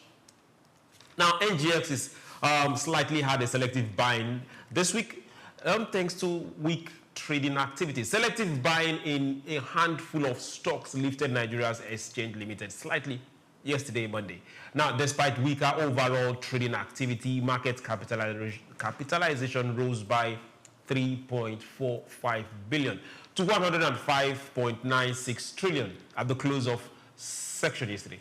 Now, NGX daily market report showed the all-share index gained 5.38 points, a marginal increase of 0.003% to close at 165,517.56 from 165,512.18 recorded on Friday. The modest movement reflected cautious investor sentiment amid limited participation. Now, analysts are saying the gains were driven by interest in select large capitalization stocks, while broader market breadth remained mixed. Trading volume and value declined, pointing to subdued risk appetite among investors. The slight appreciation lifted the market year-to-date return to 6.36%. Now, market watchers expect near-term performance to remain range-bound as investors await fresh corporate earnings, microeconomic signals, and policy direction from monetary authorities. Analysts remain cautious about the liquidity conditions in the short term ahead. Nationally projected projections. Everyone was kind of cautious on Monday following the dip that happened on Monday. Yeah. And we're seeing a major minor rebound for Tuesday. And we are all expectant. Players are all there. It's just the beginning of the year. What is called? January is rounding up. And people are also calculating what is tax going to be like at the end of January. There's a whole lot of caution here and there. If you are a predicting man right now, what will you predict? And so I'll predict that the stocks are going to keep going up, because right now everybody knows that the stock market is the best way to evade tax. That's one of the best ways, buying artifacts. So what we saw during last year. Tell us. I am really keen on hearing that. What we saw ending of last year, why the stock market there was a boost, and this year is that people are taking their profits, because your stock market profits are not taxable. And so people are taking their incomes and they are putting it into certain stocks. Now, if you look at the story, certain stocks went up. It means that people want to put monies on stocks that are sure. So a stock like Dangote is very sure. Oil and gas, some of them, they are very sure. You don't want to, people are leaving manufacturing, because manufacturing is 50-50. There's electricity problem, there are issues normally. They are leaving food and beverages because they know that December was their high because of the celebrations, and so people are terrified. But right about now, those stocks, people are running away from it. They are telling their stockbrokers, look, put it in oil and gas, put it in things that are more solid. Insurance? Yes, insurance, things that we know that, look, because thank you for that insurance. And so it is just a way to hide money for the real rich. It's also a way, because of the new taxation, people are unsure of what's going to happen. The federal government is threatening banks. There are some, releases, I don't know how true it is, that look, they are going to go into your bank account to find out. No, that's why the stock market is being boosted. And it's not by you and I, it's by the really rich, because that's where they are putting in their monies now. But they're not just putting in their monies on anything. They are putting in their monies on sure stocks that they know I can get the equivalent back or make some monies on. So we are going to see more of this. Yes. Okay, where are you putting your money? They're still in the bank. How much is money? As well. You can't talk this much without knowing something. Talk beyond about practice this what you preach. Exactly. So please, where are you putting your money? We need to know, so I can start advising whoever is holding our monies to put it there. Where are you betting on? Stocks. Yes, I want to say thank you very much. Now let's get to what is happening. For those that have been observing, gold has been on the increase for the past 2 years. And thanks to what's happening, geopolitical tension, gold hit record above $5,000 as of 2 days ago. Gold prices surged to a fresh record on Monday, crossing $5,000 per ounce, threshold for the first time as investors sought safety and amid rising global uncertainty. Spot gold climbed to $5,111.01, breaching the psychological 5,000 level during the Asian trading hours. The rally was driven by heightened geopolitical tensions amid market volatility and policy uncertainty linked to actions by the US President Donald Trump. Now, analysts are saying that concerns over the trade policy shift, fiscal risk, and strained international relations have increased demand for safe haven assets. Gold has benefited from persistent inflation, worries, central bank buying, and expectation of looser monetary conditions in major economies. Market participants noted that risk aversion has intensified across equities and currencies, further supporting bullion prices. Exchange-traded funds backed by gold also recorded renewed inflows. Traders are watching upcoming economic data and policy signals for clues on sustainability of the rally. Analysts are also warning short-term corrections remain possible despite strong fundamentals, which we see coming. Now, last year, just last year, no one saw that sharp rally. Gold went to 4,000 and just kept climbing. And for the first time, gold has gone above 5,000 per ounce. Yes. Are we seeing countries, and just like Swift will talk about her constituency, the super rich, are we seeing them banking on gold as a sure asset? Yes, gold is a strong hedge against uncertainty, number one. And investors holding on to gold, are shielded from any form of market volatility because gold is always going up. I long for the day Nigeria will start trading in gold. You have so much deposit of it in Nigeria, but we have to first battle with insecurity, mining, and all that for us to get it right. But if we get it right, it would reduce pressure on our FX. Now, some of these international artists, even the local ones that you see putting on jewelries and you think, oh, it's all for fashion. It's really not for fashion. It's an asset. It's security. I remember Burna Boy, a particular African president, was called in because Burna Boy had so much jewelry at the airport. He was stopped. They could not, the jewelry was just too much. Now, you might think, what's he doing with all that jewelry? What's Davido? What's out? It's an asset that they can easily sell.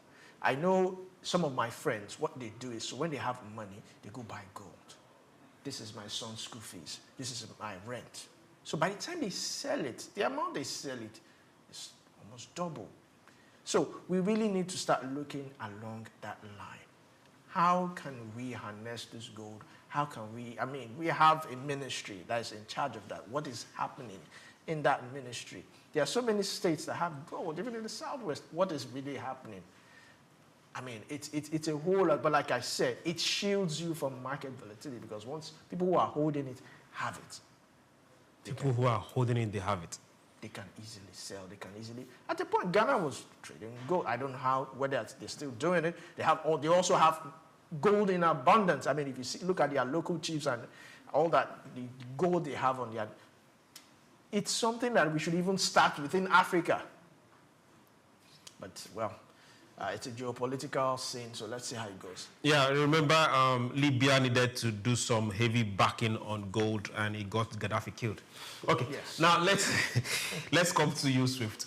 Yes. Some time ago, Dele Alake, the minister in that particular sector, said, "Okay, good and fine, dear President, these are gold bars from Nigeria." Yes, I remember. Yes, we have.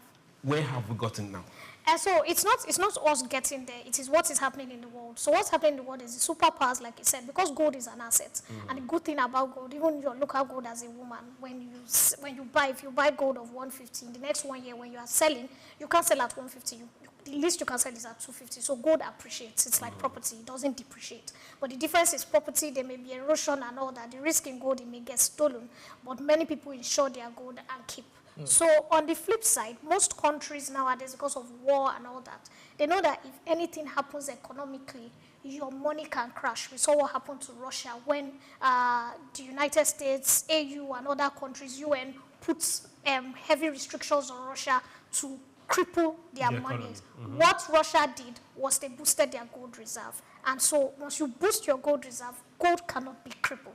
And so if you look at it, the countries that actually produce gold, that have gold dust, that have the gold, you have China, you have Australia, you have Russia, you have United States, you have Canada, you have South Africa, and Ghana, and some others. Now, the countries with the highest gold reserves, that when push comes to shove, they are the ones shaking. You have United States, Germany, Italy, France. France has no gold reserve, but they keep buying because they know that in the next years, whatever is happening, once their money has an issue, it can be boosted. We have Switzerland, who has nothing like a gold reserve.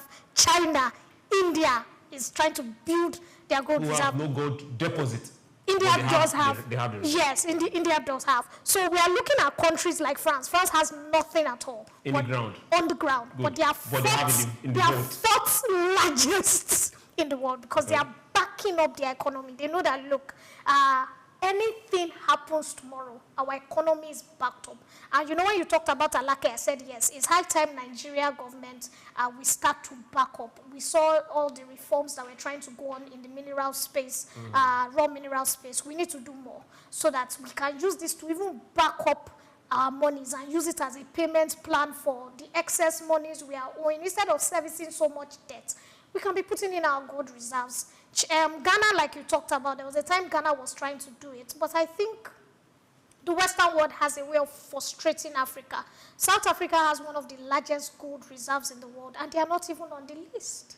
So it just tells you that anything Africa, Europeans have a way of, you know, coming together to hand twist us as a nation. I hope that we would see clear, and 2026 African countries will take the mantle and we'll be able to push ourselves. If not, we'll continue to be those third world growing economy, and European nations that will keep moving with our own, you know, reserves, our own God-blessed materials. And this is what keeps happening. It's sad.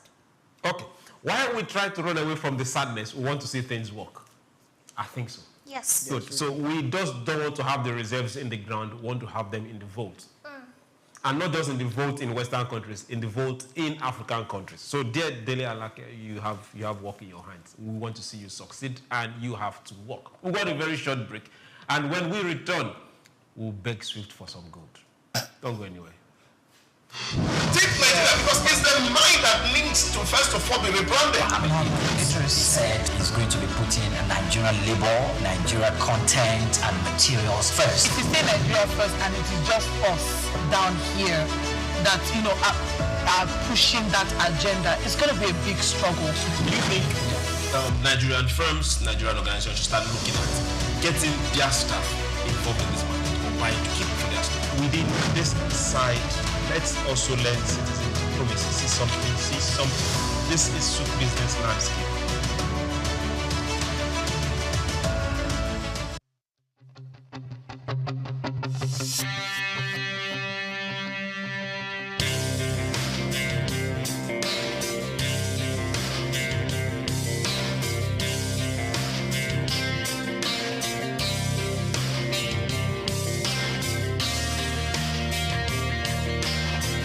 When you visit Lagos for the first time and Google fun or recreational places in the city, at the top of that list will be Freedom Park. Located in Lagos Island on Broad Street, Freedom Park over the years has become home to the Nigerian arts and the culture at large. From annual big shows like the Lagos Theatre Festival, celebration at the Lagos Poetry Festival, to local festivals that celebrate literature, music and arts. Freedom Park is one of the most visited recreational sites in Lagos, for both local and tourist people alike. A place to mingle, unwind, or simply just have fun. Freedom Park, however, hasn't always been a place of fun and games. It has a history that dates to 1861, when Lagos was made a British colony. In 1885, Freedom Park was built as a fortified prison from imported bricks. It was referred to as Her Majesty's Broad Street Prison. Some prominent political prisoners were held in the prison, people such as Herbert Macaulay, Michael Imodu, and Obafemi Awolowo. In 1979, Her Majesty's Broad Street Prison was destroyed, reduced to a dumping ground. It was later rebuilt in the 1990s, celebrated in 2010, Nigeria's 50th Independence Day. Freedom Park still holds a bit of its history within its walls. In the museum, where there are pictures and artifacts. Some of the old prison facilities have been converted into leisure facilities that people visit and enjoy today.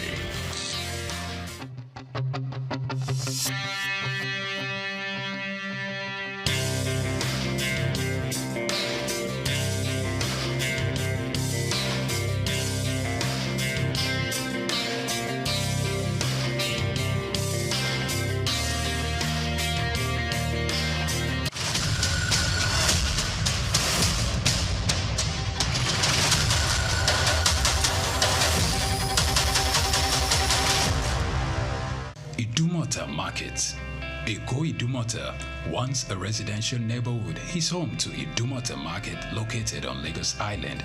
It is one of the oldest and arguably one of the largest markets in West Africa. Idumota is a historic neighborhood adjacent to the Lagos port that facilitated the slave trade and later under the British indirect rule. It's surrounded to exports that fueled the colonial enterprise. Idumota was also the location of an Armed Forces Remembrance Cenotaph called Soja Idumota, built as a monument to Nigerian soldiers who served with the West African Frontier Force. An Eyo Masquerade statue and a clock tower are also some monuments at Idumota. Idumota Market is so popular that large sales are recorded as early as 7 a.m. The market is made up of hundreds of locked-up shops occupying several multi-story buildings, with some measuring about 5 or more floors. In 2010, the Lagos State government demolished some illegal structures in order to improve vehicular and human movement in and around the markets. During weekdays, the neighborhood of Idumota is densely populated by shoppers, traders, and bus passengers. From the Carter Bridge ascending into Lagos Island, passengers can see the neighborhood before disembarking at their final destination. Idumota Market accommodates the substantial inflow of imported goods. The bulk of import from abroad are routed first through Idumota and then on to other markets through Nigeria and other West and Central African countries. The energy of private Idumota traders and wholesalers facilitate this activity, where millions of US dollars worth of wholesale is exchanged daily. Idumota Market, SOUQ Enlightenment. Take Nigeria because it's the mind that needs to first of all be rebranded. It said it's going to be putting Nigerian labor, Nigeria content and materials first. If you say Nigeria first and it is just us down here that, are pushing that agenda, it's going to be a big struggle. Do you think Nigerian firms, Nigerian organizations should start looking at getting their staff involved in this market or buying to keep for their staff? Within this side, let's also learn citizen diplomacy, see something. This is SOUQ business landscape. Take Nigeria because it's the mind that needs to first of all be rebranded. It said it's going to be putting Nigerian labor, Nigeria content and materials first. If you say Nigeria first and it is just us down here that, are pushing that agenda, it's going to be a big struggle. Do you think Nigerian firms, Nigerian organizations should start looking at getting their staff involved in this market or buying to keep for their staff? Within this side, let's also learn citizen diplomacy, see something. This is SOUQ Business Landscape. Hello and welcome back. This is still SBL SOUQ Business Landscape. Now let's get to our next story. Yes, fiscal reform.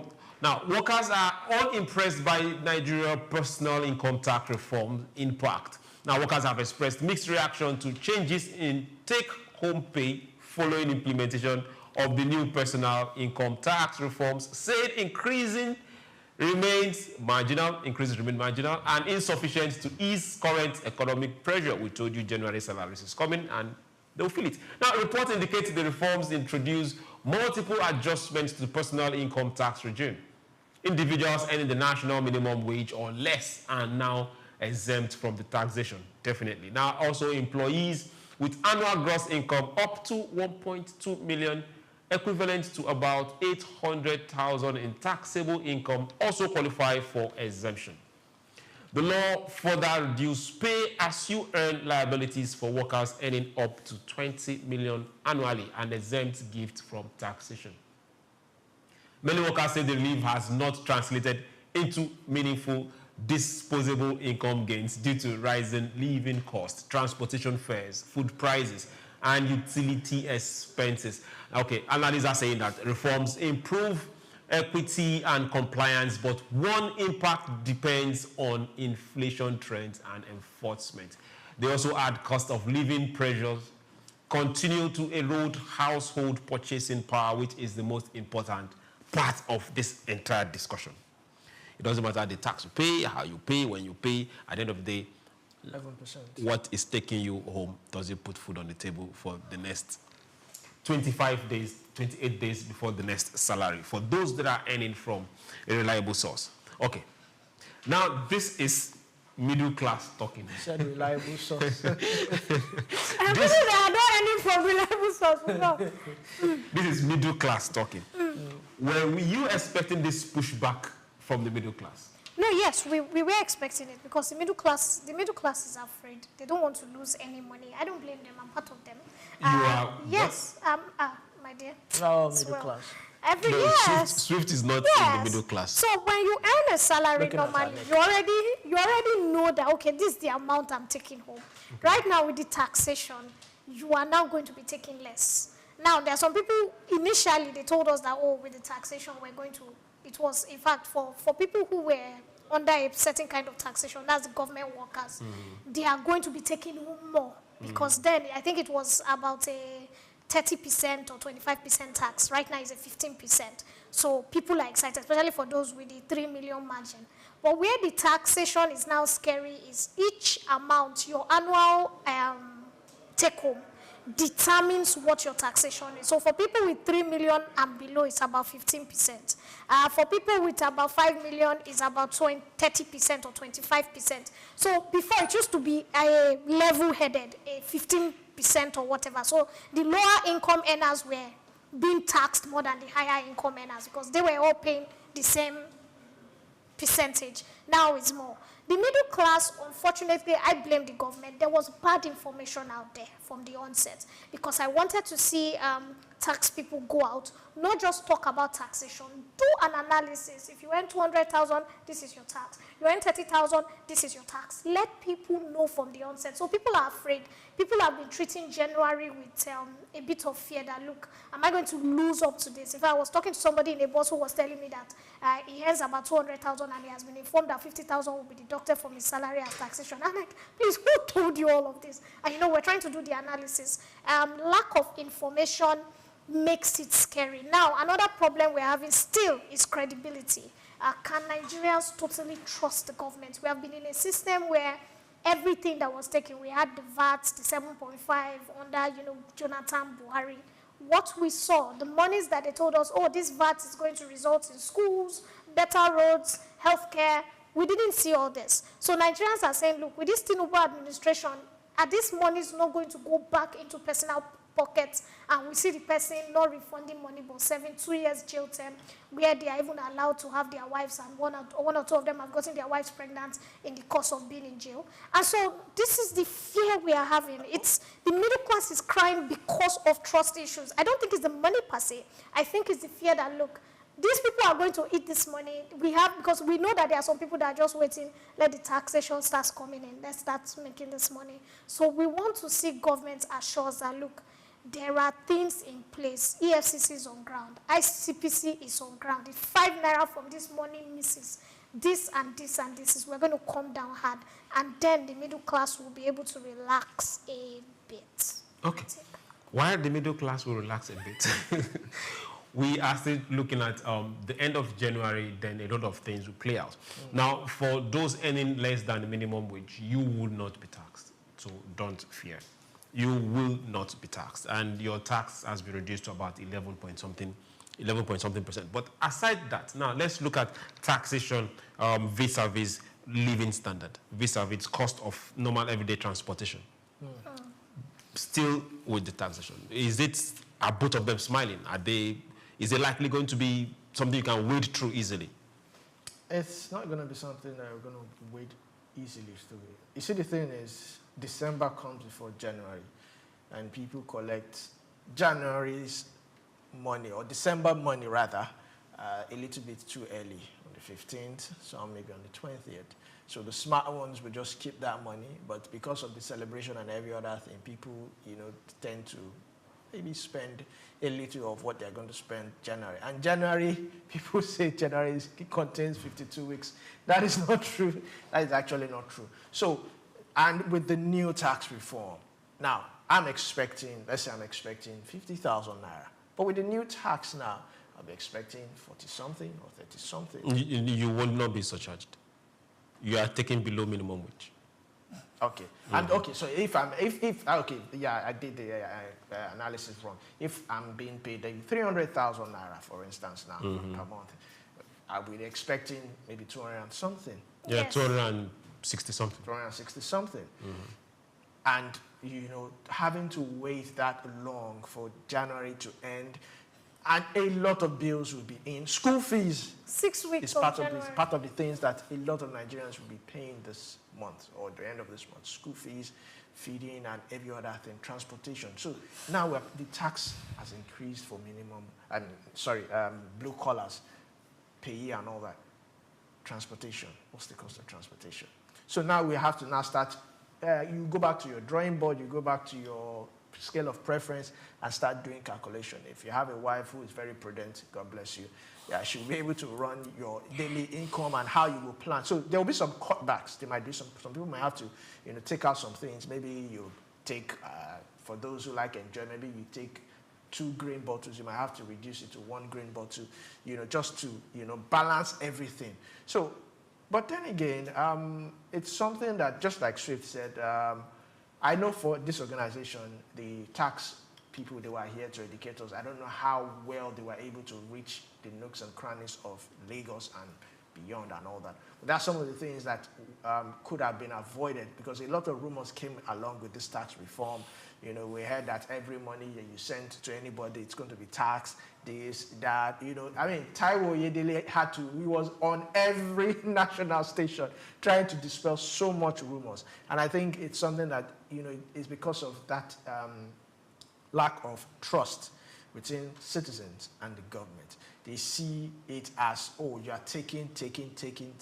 But I remember, Chooks, I'm sure you also remember, when the tax people came and we asked them what's the benefit, they told us some benefits, that there are some hospitals in Lagos that you can get free medical services. Definitely. As thanks to the tax that you are paying. So it's not just, the government is just taking. There are some free services you just need to be, and also it's all about information. Sometimes people seize this information instead of putting it out there to say, okay, do you know that with your tax ID, with this, you can get free so at this particular hospitals, so that people know that, okay, I'm paying tax and I'm also getting something in return. It's a win-win. Transportation, well, if oil and every other thing, fuel prices go down, we should be able to balance everything. That is if this market is stable. We should be able to balance everything. Should be able to balance. Okay, transportation in Lagos is one of those major issues that we keep praying on daily basis. Transportation and rent. If Lagos State can also multiply and double their effort in the public mass transit scheme that they have, the BRT is working, but we want to see more. The rail services is working, we want to see more. We can never stop asking for more. But all the same, we want to see Nigeria work. We'll play our part, and we believe the government will play their part. So don't. So I also want to say something. In as much as we complain, tax is a legal obligation. As a citizen of Nigeria, you must pay your tax. If you don't pay your tax, you are actually committing a crime. So whether you like it or not, you must pay your tax. Yes, we can push for a change, a reduction, and all that, but you must obey the law as a citizen of Nigeria. And pay your tax. Also, government needs to do more. So, for example, we have seen fuel price drop drastically with over 150 naira, and we are not seeing transportation prices drop. At this point in time, the customer service protection people need to sit up. We have seen flour prices drop. In fact, somebody was tweeting that, look, the price of flour and wheat has dropped over 28%. And bread prices are not coming down. Noodles, whatever, they are not, pasta, it's not coming down. We are seeing gari coming down. We are seeing rice coming down. What's happening to, the milk, the beverages we drink, coffee, tea? Why are they not coming down? Why is honey price not coming down? These things are still making life very, very difficult for people. Why are clothing not coming down? Because we are seeing customs say, okay, for this amount, school uniforms, they are waiver, these particular materials, they are waivers, but we are not seeing it in the market. So until we start to see it in the market, that's where the trust factor, and this is why people are afraid about the taxation. So for example, if since prices had been coming down since November, September, government had been very firm on prices for transportation and all that. Instead of paying 1,000 naira, you are paying 800,000, or you are paying 700,000, 600,000 that it used to be at that price. You will notice that people would have been more embracing towards this tax reform. So I know as much as we must pay tax, the government still needs to reassure Nigerians and embrace us and tell us, look, we are here for you and we are not here to take from you. I think for the transportation thing, Lagos State, they are planning to bring in new buses at an affordable price for citizens. But then again, what happens to the yellow buses, the Koropes and the Keke Napeps? Are you going to integrate them into that system? There has to be a way of doing that. There has to be, because you cannot face that. Those people are also catering for the informal sector. They have families who depend on them. So while it's a good move, I would also say work on the rail system. Yes. The rail system would also decongest people from certain areas. It will bring the cost of housing down. So for instance, now, if there's a train running from Ikorodu to the Lagos Island, I don't have to rent an apartment in Ikorodu. Yes. In Lagos Island. In Lagos Island, rather. If there's a train system, reliable train system that runs through, I can even stay in Ogun State or Ibadan and take 45 minutes to 1 hour train down to Lagos Island and back. People do it in advanced countries, whereby from cities to cities, they convey themselves to work, 1 hour, 2 hours trip.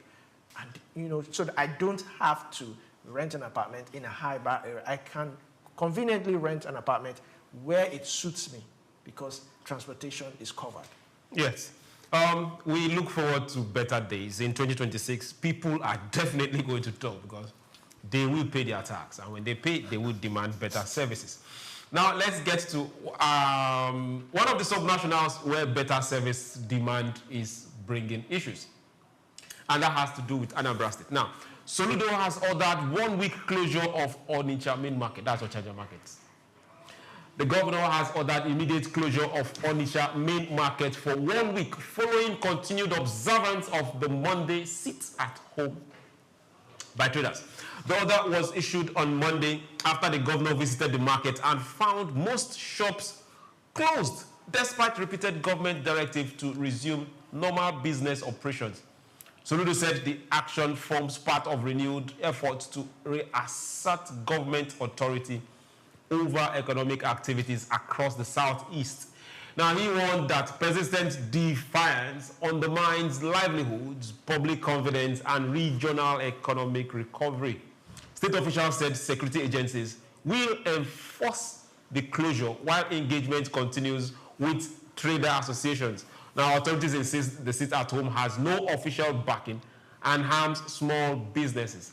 Traders expressed concern about income losses, while government urged compliance after the suspension period.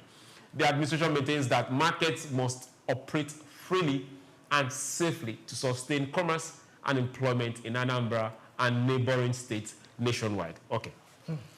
Now let's bring this to the table. The issue on ground is Monday sit-at-home, which, as we speak, was not instituted or caused by the traders. They just have to observe it because at the point at which that came, lives were lost because the traders themselves were trying to be defiant and go to their normal businesses. Where was the state when lives were lost? Where was the state when properties were lost? Now, when people say, okay, good and fine, have your Monday, we'll go and stay in our houses. After your Monday, we'll come and do our businesses. You now tell them to come and resume. And they refuse, knowing fully well that there were some other non-state actors. Why has the government not dealt with the non-state actors but punishing the traders now? You know, two wrongs don't make a right. The traders say they don't want to go to their shops because they are scared of what might happen. Because something was happening. Yeah, something was happening, thereby, restricting people who want to get certain things from the market. And you now come and say, okay, you will close it for 7 days. And after 7 days, if you come, they do not open it, you will close it for a month. I watched that video and it was quite sad. Because what you fail to do is what is now happening. We always say the governor is the chief security officer, but are they really the chief security officer? If you provide security for people, they would go about their daily business. Now, the law guarantees freedom of movement, freedom to trade, do business.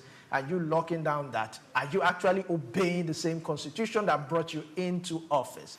That's one question he needs to ask himself. Okay. Now, another question is, can he assure the people that if the market is open, under any circumstances, anything that happens, your men will be on standby 20, okay, why not even say, okay, put your security team at the market on Monday, 24 hours to guarantee that there's nothing, there's no interruption, there's no instability at the market. That is a governor who is thinking about the traders. The traders, now it's also to our own shame that the traders fear these non-state actors more than a chief security officer who is supposed to protect them, who they voted for. They voted for him. He didn't vote for them. They voted that he should come and govern and protect that particular place. Is he actually doing what he was mandated to do? That's another question. So what would now happen if these traders do not return? You will close it for a month. Who are you hurting? Because you're not hurting yourself. These governors don't go to these markets to buy anything. Well, directly, he's also hurting his government because that is where government is also getting a lot of the tax. People themselves. Yes, definitely he is. He's hurting the people who actually need this to go to this market to do certain things, to feed their families. These people are dependent. They feed their family. People make money off this. How are you going to get taxes off this market? So you're actually shortchanging your own government. I mean, it's something that, first of all, you're supposed to even have a sit-down meeting with the market traders. Sit down with them. How can we bring this issue to an end? Maybe some of these market traders even know these non-state actors. They could even give you the information. But because you have approached it with hostility, so much hostility, like it's your God-given right to shut down a market, it is not your God-given right. They elected you to be a governor. They elected you to make sure that everything goes well. And you are threatening the livelihood of thousands of people. Now, Yes. let me get to you because this is where it concerns you. This particular market is one of the biggest markets in Africa. Yes. And the people that operate in this market know why they have stopped going on Mondays. Because of powers beyond their control. So why have you not dealt with the elephant in the room? You're now punishing the victim. Okay, so there's, they say when two elephants fight, the grass will definitely suffer. But, well, security always shows that non-state actors, every group has sentimental following and support. That's the first. Okay. These people, somebody takes food to them where they stay. These people are related to them where they stay. these people, somebody gives them information that, oh, this person in this shop opened, that person in that shop opened. So first of all, we have been aware that during Soludo right now, banks now open in the same state on Mondays, which was not happening. Okay. We have also been aware that federal parastatals and state parastatals and even schools have now started functioning. So what the governor has done is he has been trying to reassure people gradually. Okay. Now, you cannot now say the biggest market in the state still refuses to open. It means that all he has been doing is nonsense. And so that's why he's telling them, say, don't worry, when you're at home for 1 week without food, at least the small money you give this your brothers at home, who are the ones raising weapons, because they know that they are being sponsored. Information claims that they are being sponsored by people, the indigenous of the state. It's like Omoteko. People are very emotional towards Omoteko. If you go to Ekiti and you say something bad about Omoteko, somebody can slap you because they feel Tiwani. That's the same way people are very emotional towards IPOP. So what the governor is saying is, when your brothers see that you did not sell for a week, your brothers see there's no food coming on the table, it's going to be 50-50. Either they continue that it's okay for us to starve ourselves, or they will come to a compromise and say yes. After all, the same group came out during December and said, look, it's been tough. Our people are not coming home. And they gave a clean bill that everybody come home, you'll be safe. No kidnapping, no arrest. I don't know, but there was no report of massive kidnapping during the Christmas. I have a friend who is still there. He came in from South Africa to bury his father. And after the father, he said, him and his brother said, let's spend 2 more weeks in the village. He said they have been moving around. He's been making videos. He's been doing content. That they were assured that we are not kidnapping anybody. So if these people can assure, it means that they have brothers, sisters, cousins who they are interested in. So what the government is just saying is, oh, you think you can assure us that... Okay, hold on. Hold on. If I decide not to come to work, and I work in Femi Wash, the organization can sanction me. I agree with you. Good. If I own a shop, it's my shop. It's not your shop, because at the end, according to the federal constitution, all land belongs to government. Even the ones He's I talking buy. about the business, not the property. Hold on now. Even the land I buy, government can wake up one morning and say, sugar, the way oil reserves are, we think this land, and they will take it from me. Compensate you. They will compensate you, right? We have had issues when compensation was never made. But let's move on. Even in the United States, this happens. Let's not dwell on it. Let's not make it illegal. Now, government has every right to control markets. Government controls markets. Definitely. The same way government tells you when it's 6 o'clock, Balogu markets, all the markets, once it's 6, once it's 5:30, if you don't leave the market, you can be locked in. When I was in Benin, once it's 5:30, if you don't leave Uselu market, they will lock you inside. You pay a fine. Because of security. It's because of government, local government has always had a right over markets. Government can also tell you, do not come to this market on this day. We're having a festival, or government has declared it public holiday, and if you come, you'll be arrested. Same way government can say, if it looks like you are trying to frustrate what government is doing, then don't come. Let's see. If a group could say, come home for Christmas, and people went home, we didn't hurt you. And then government is saying, okay, let's start to go to the market. We are already putting things in place. You that is very emotional are you going after the market traders? No. Definitely, she's going after the market traders. Because what they are seeing is some of the market traders are part of the people. Can I ask you a question? That's what they are saying. Who is they? Who is giving out information? Hold on. Someone was kidnapped in Kwara recently, and they found out that it was the villagers who kidnapped him that were calling that. One person who escaped, now blue shirt today, we are make una come. Okay. Because people cannot operate without local information and intel. Same way police cannot operate without local information. It's all intelligent. Swift. The market houses over thousands of shops, over thousands of businesses. I agree. Hold on. There are over 500,000 people that step into that. That's one of the biggest markets in Nigeria. In Africa. On daily basis. Yes. Hold on. Now you have non-state actors that have killed, they've not once, not twice, not thrice. What have the state done to arrest them? What have the state done to fight them?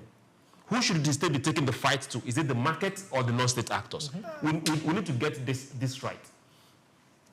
If out of the market, people within the market share sentiment with whoever is the non-state actor. Why is the governor, not governor, since he has that information, going for them? Yeah.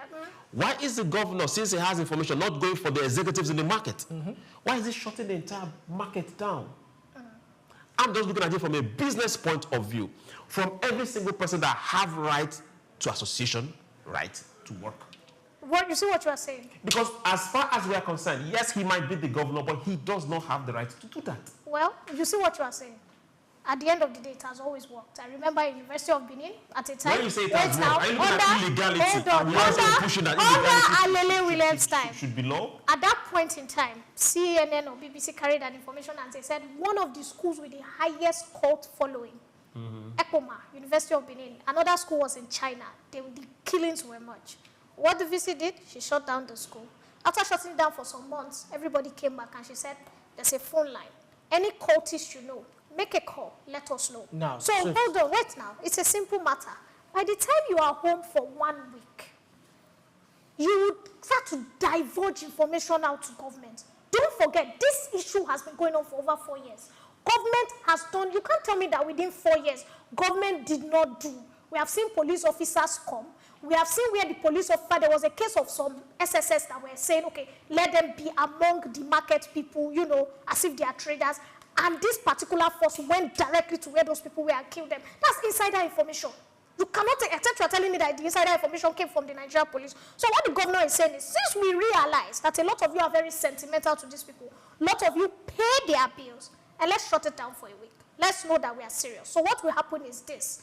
Market associations, like what happens in Lagos and other places, and you will now have a counter group that you come with juju, you come with knives, you come with guns. You say, okay, government, bring police to us. Let's all have our own people. And you start to protect yourselves while you're in the With market. guns? Yes. That Because guess what? Everywhere, hold on. Swift. Everywhere else, like, look, this is what we are saying. Everywhere else in Nigeria, we are trading on Mondays. Why is a particular state being shut down? That's a slap on the state.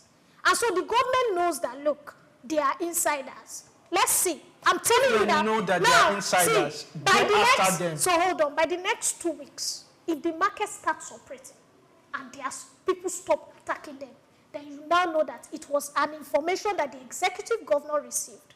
It was what a strategy, because a governor will not just come out and say that there's a strategy, there's a reason. He has security intel. He knows what he's doing. I'm sorry. He's a governor. He's one of the, he's quite a good performing governor. I will not say he's one of the best. He's performing very well. By locking down markets. Find out what the plan is. We should not support him. You are being emotional. You are not forcing this right? It's attitude. not about being emotional. Let me should say not support something. the As a governor, you get first-hand security reports every day. You have access to quality information because that is what you work with. So if you are aware that there are non-state actors, informants in the market, you go after them. Part of the mandate of a governor is to provide security. That's the first one. Thank you very much. First one. To provide security for lives. And if you can't do that, you leave the place. So that should be your mandate. Provide security for these people. Now, in a case whereby you cannot provide them, sit down with them. The same way the police do, they rely on local community information. Sit down with them. If truly you believe some of them are informants, ask them. Do your investigation. It's very, very simple. Or provide first-hand security at the marketplace. There's nothing stopping the governor from putting security agents in the market. I told you security agents were put there. And exactly where those people were put, dressed with mufti. They were, somebody came to them and they were assassinated right where they were. That's insider information. Swift, hold on. Let's bring this to the table. Now, Anambra is just one of the states in the southeast, right? Yes. There are other major states in the southeast. And there are other, Abia State has the second biggest market in the southeast, which happens to be our area. Now, insecurity was also very prevalent in Abia State, even worse than Anambra State. Yes, and worse than Anambra State. Now, what did the governor do? The governor came out directly and told the people, we will not tolerate this here. If your son or your daughter is making life difficult for us, you people should better take care of the person.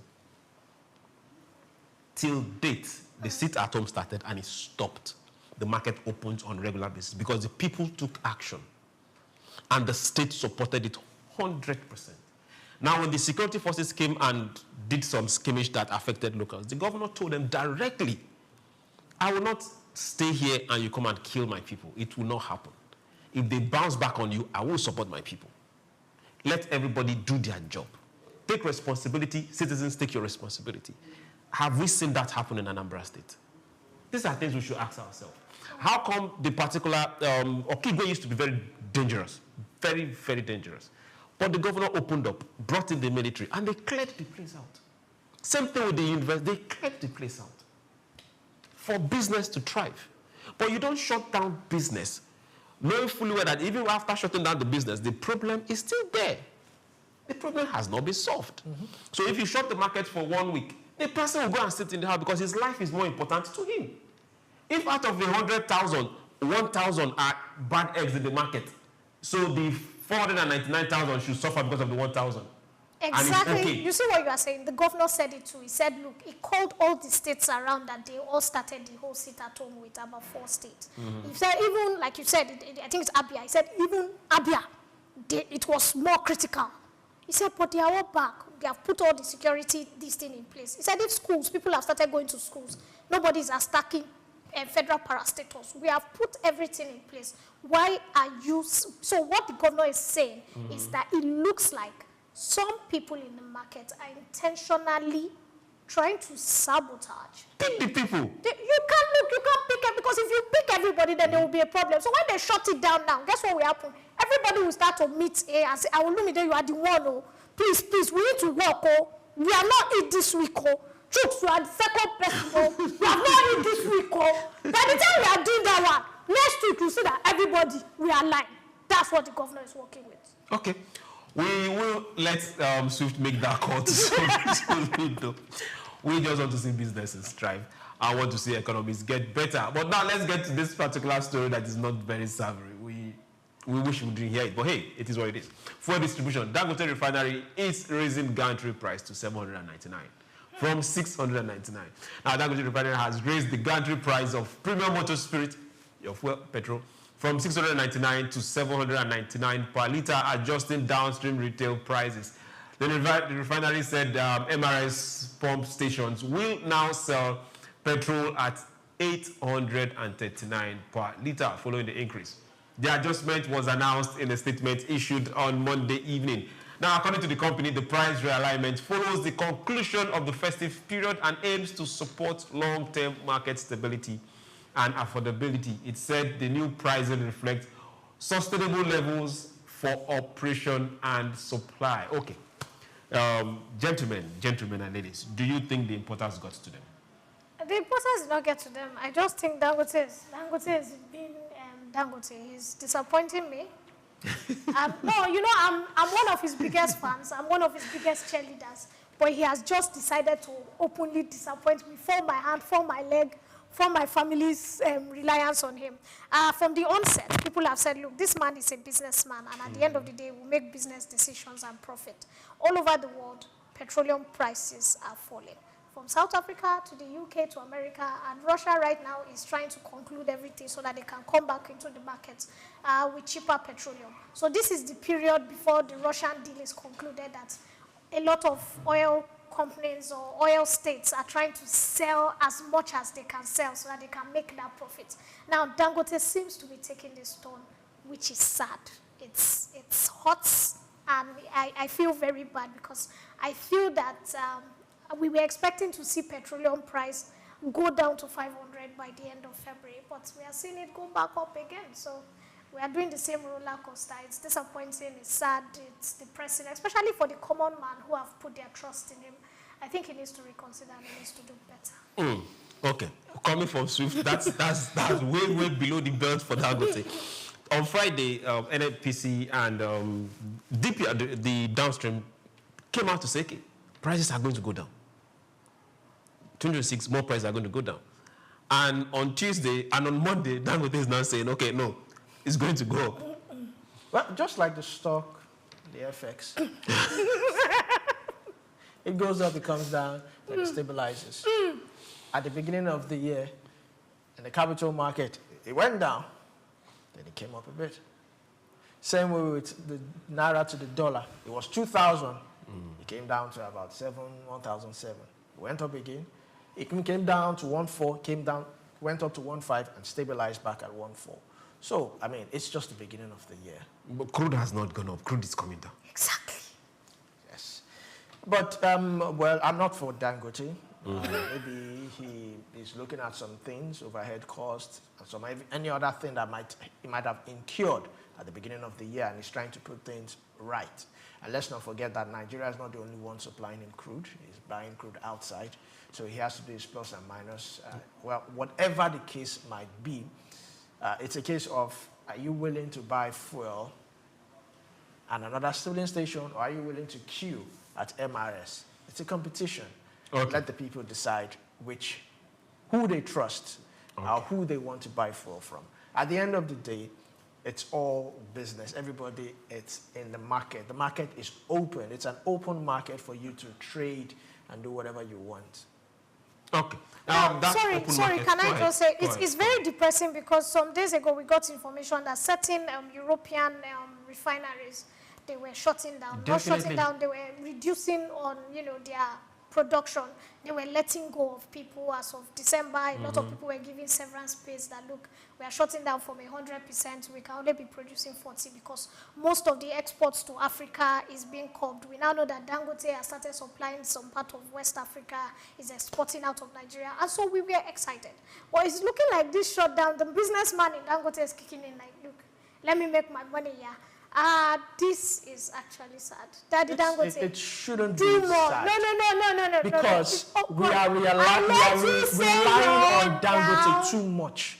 If there were other refineries working, it will create a balanced competition. So if Dangote's price comes up, and I use that opportunity that Dangote's price is 800 and something, I bring my own down to 700 and something. What happens? People come to me. But because it's only Dangote for now, it seems as if, everything he does, he's nice. He's Father Christmas, or he's Santa Claus today. Tomorrow he's someone with the lunch pitchfork and all that. So it's because it's Dangote. Father Christmas today, Grinch tomorrow. Yes, he decided just to be the Grinch. Because he's ruined Christmas. Yes, because it's just him.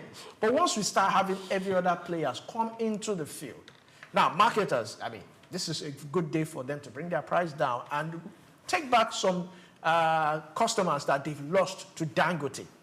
It's a win-win situation. To me, I just say it's a marketplace. Marketers will not now bring. You know how Nigerians work. I'm sorry. Then, even if they are buying, so does that make Dangote a bad person? If marketers will not bring theirs down, does it make Dangote a bad person?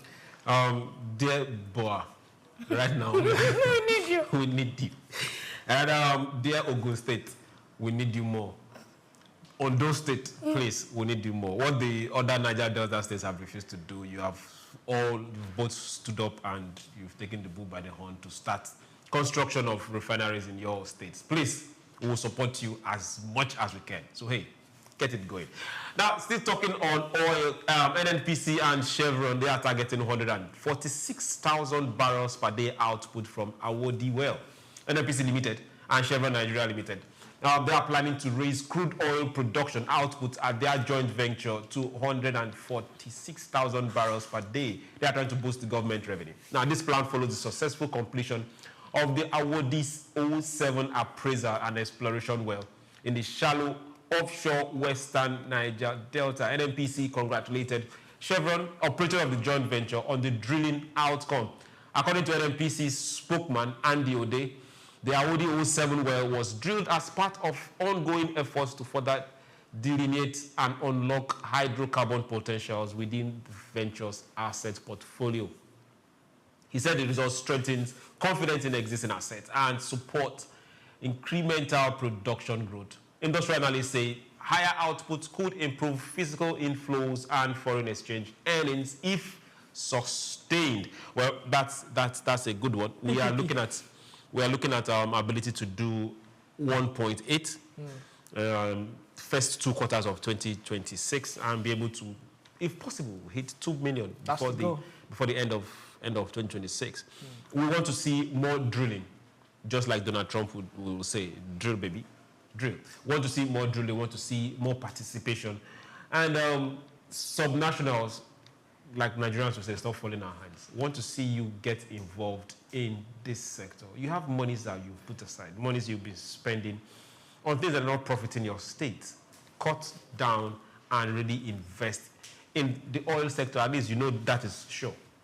If most people cannot really tinker out ideas, put money there and let companies drill on your behalf. It's quite funny how Shell and NNPC partner and everything seems to be working, and NNPC has been there for quite donkey years and nothing. Trillions have gone down the drain, and I think PPP is the way to go right now. I even want to ask, NNPC is aiming for 1.8 to 2 million. Dangote is also aiming for that. Who do you think would meet that target?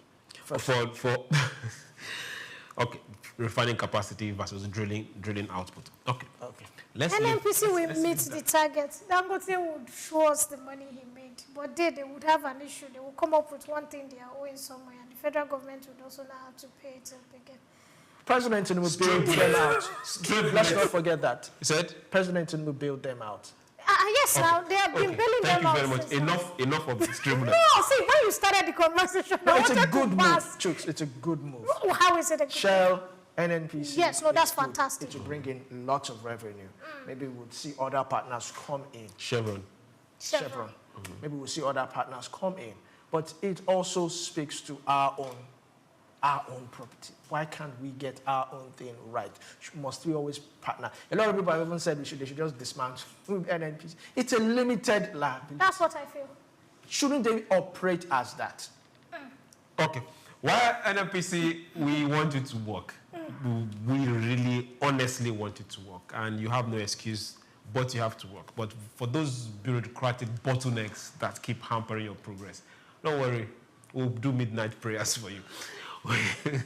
That's all we can take on today. I want to say thank you to everyone that has made this possible. To the beautiful ladies in the MCR. Yes, we do. We have both of them. Gladys, she's the reason why you get to hear us. And she controls things there. We also have Praise, she's the fair lady. Then Godson is also there. Thank you guys very well. To Austin, to Godson, to Joseph, very tall man, and to Gabriel, there are two of them. Thank you. To our editors, thank you very much. To Badebo, we've not seen you. Show your face. Thank you very much. To everyone on this side, I want to say thank you. And to you that always there, talking to us, communicating, using our social media handles. Thank you. To the viewers, thank you very much. We'll do this again tomorrow. My name is SOUQ John Rogers. SOUQ. Swift.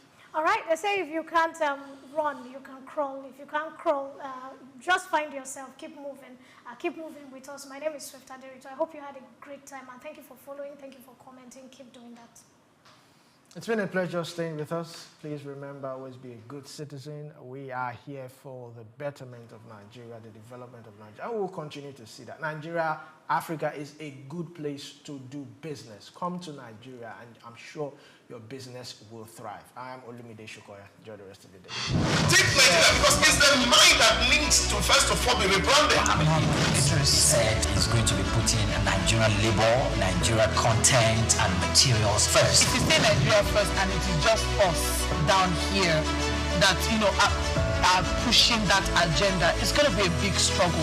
Do you think Nigerian firms, Nigerian organizations should start looking at getting their staff involved in this market or buying to keep for their staff? Within this side, let's also learn citizen diplomacy, see something. This is SOUQ business landscape.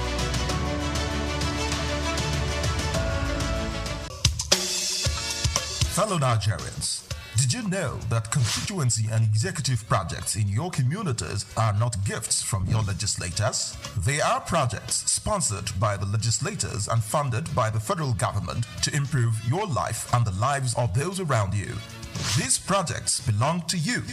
Without your vigilance, they might never be completed. Don't allow them to fade away into unfulfilled promises. Stand up, take ownership, monitor their progress, demand accountability, and report concerns to ICPC. Call our toll-free line now on 0800-2255-4272 or WhatsApp only on 0806-656-4726. This message is brought to you by the Independent Corrupt Practices and Other Related Offences Commission, ICPC, with support from MacArthur Foundation and the Center for Democracy and Development in Africa, CDD.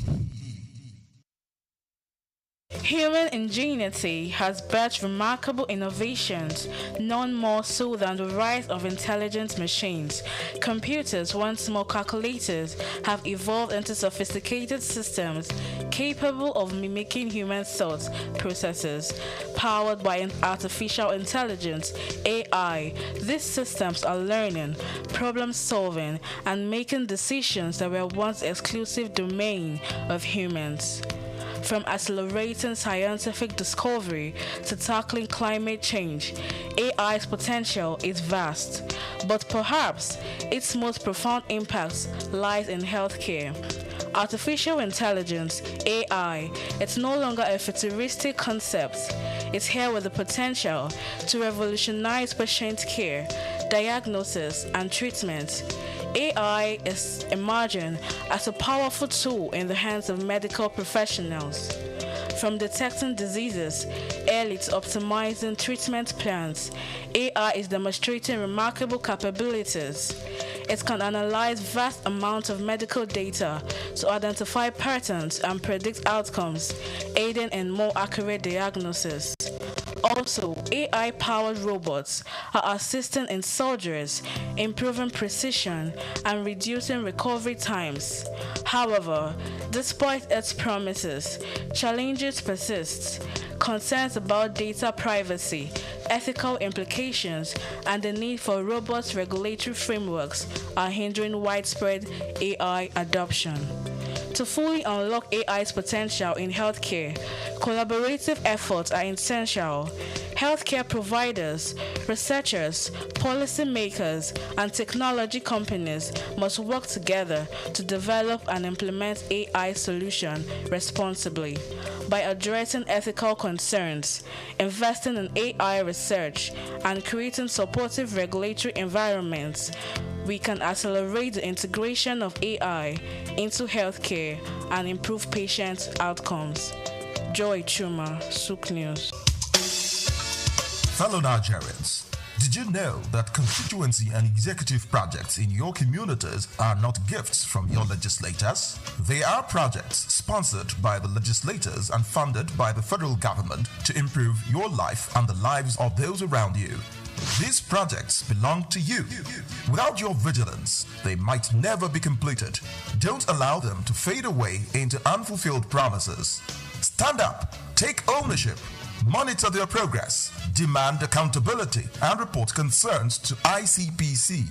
Call our toll-free line now on 0800-2255-4272 or WhatsApp only on 0806-656-4726. This message is brought to you by the Independent Corrupt Practices and Other Related Offences Commission, ICPC, with support from MacArthur Foundation and the Center for Democracy and Development in Africa, CDD.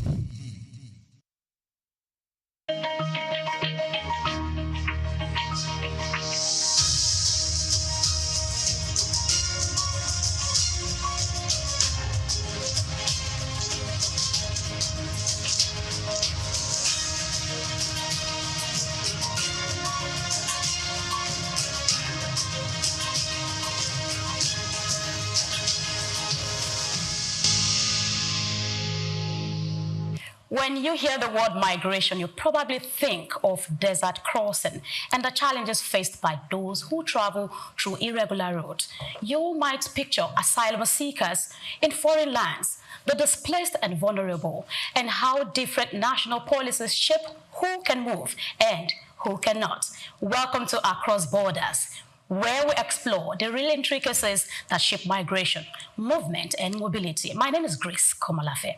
Interestingly, today, we are not focusing on that familiar side of migration. Instead, we'll be exploring an aspect we rarely think about when it comes to travel: the world of hospitality, how it connects with tourism, travel experiences, and more importantly, why Nigerians shouldn't have to leave the country to enjoy world-class guest experience. To take us through this conversation is a man I like to call the border man, and I'm sure you're going to understand why I choose to call him that with time. Kalhala is an experienced hospitality professional fondly recognized as Africa's hospitality guru for his outstanding contributions to the continent's hospitality sector. He first came to Africa in 1985, worked across Kenya, Zambia, and now in Nigeria, a journey that I would say already spanned 4 decades of building and managing international hotel brands. He is the general manager of the Lagos Continental Hotel. So today, we'll cross borders, not by land, sea, or air, but through ideas, experiences, and stories that I believe will speak to the fact that great hospitality can be found right here at home. And so we will take a break at this time. When we come back, we'll be bringing in our guest, Kalhala. Stay with us. Across Border is right here.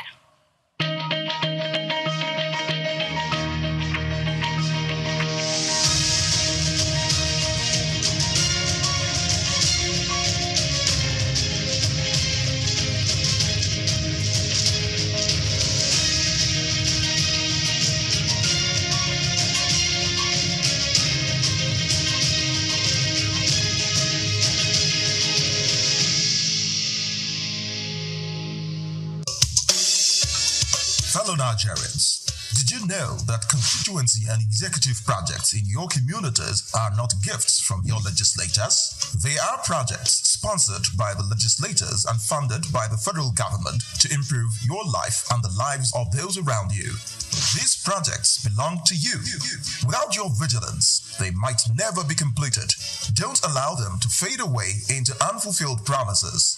Stand up, take ownership, monitor their progress, demand accountability, and report concerns to ICPC. Call our toll-free line now on 0800-2255-4272 or WhatsApp only on 0806-656-4726. This message is brought to you by the Independent Corrupt Practices and Other Related Offences Commission, ICPC, with support from MacArthur Foundation and the Center for Democracy and Development in Africa, CDD.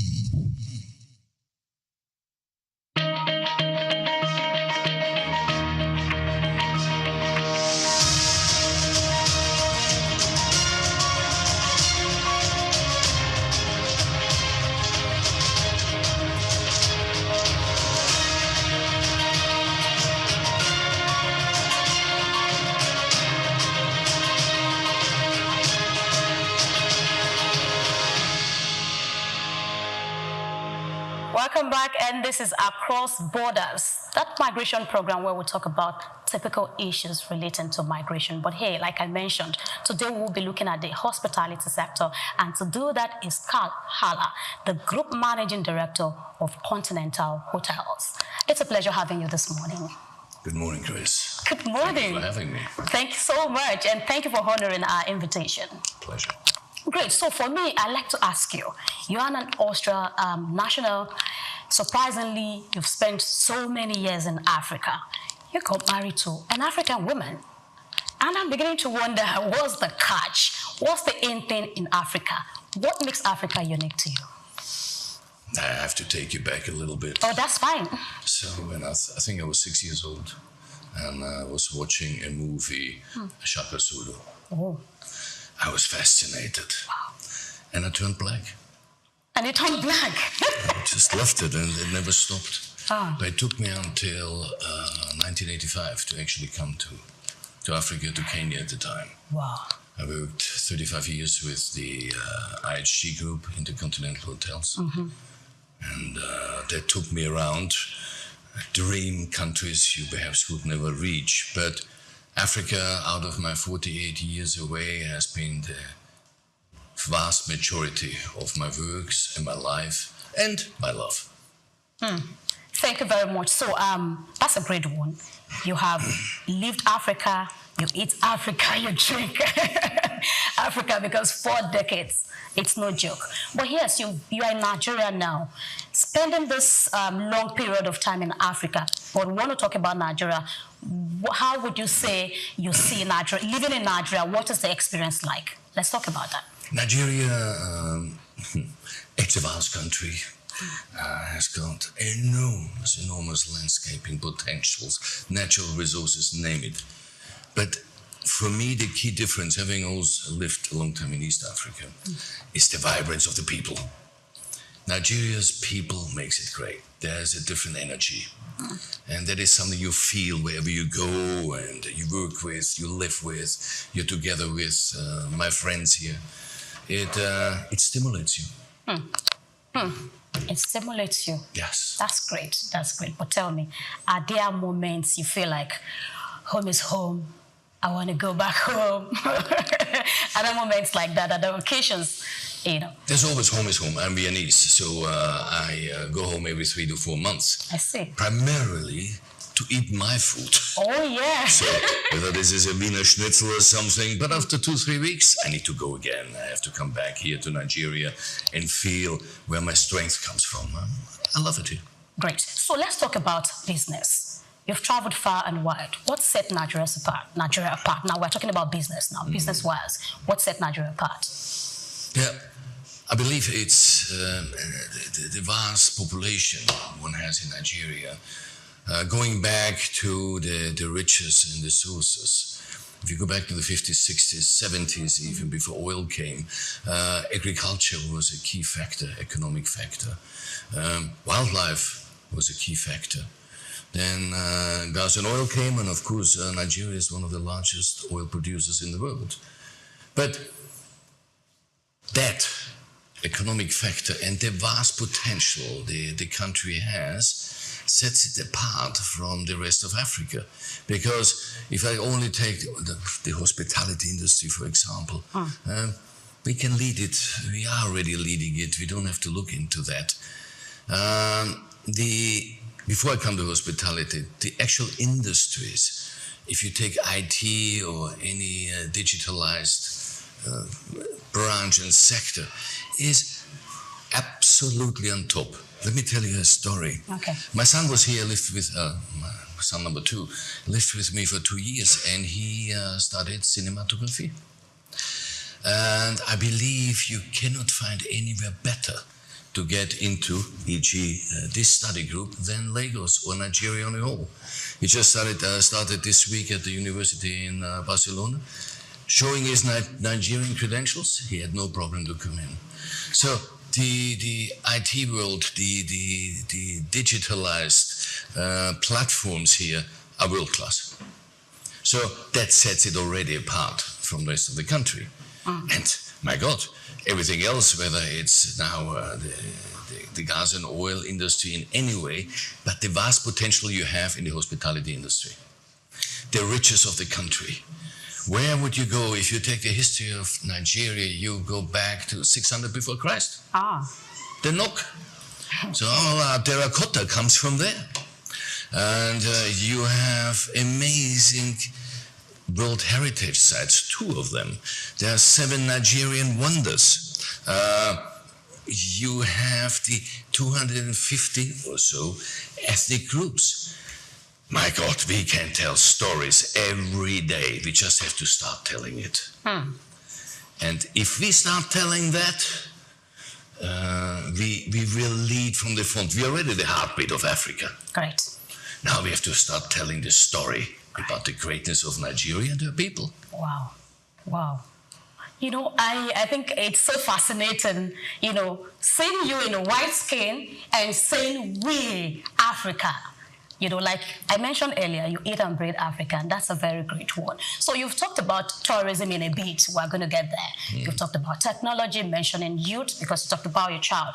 We're going to get there. But I want to ask you, you know, having served as a key person, in the managerial position for Intercontinental Hotel, you know, I know IHG, if I said that. Yeah. Great, great. And now you are now the lead of Continental Hotels. What key qualities make a truly good manager? Are they inborn, like, I mean, natural, or it's just something that you need to learn? I believe that my function is to support. I don't doubt the professionalism of the team. They are there for. They need the support.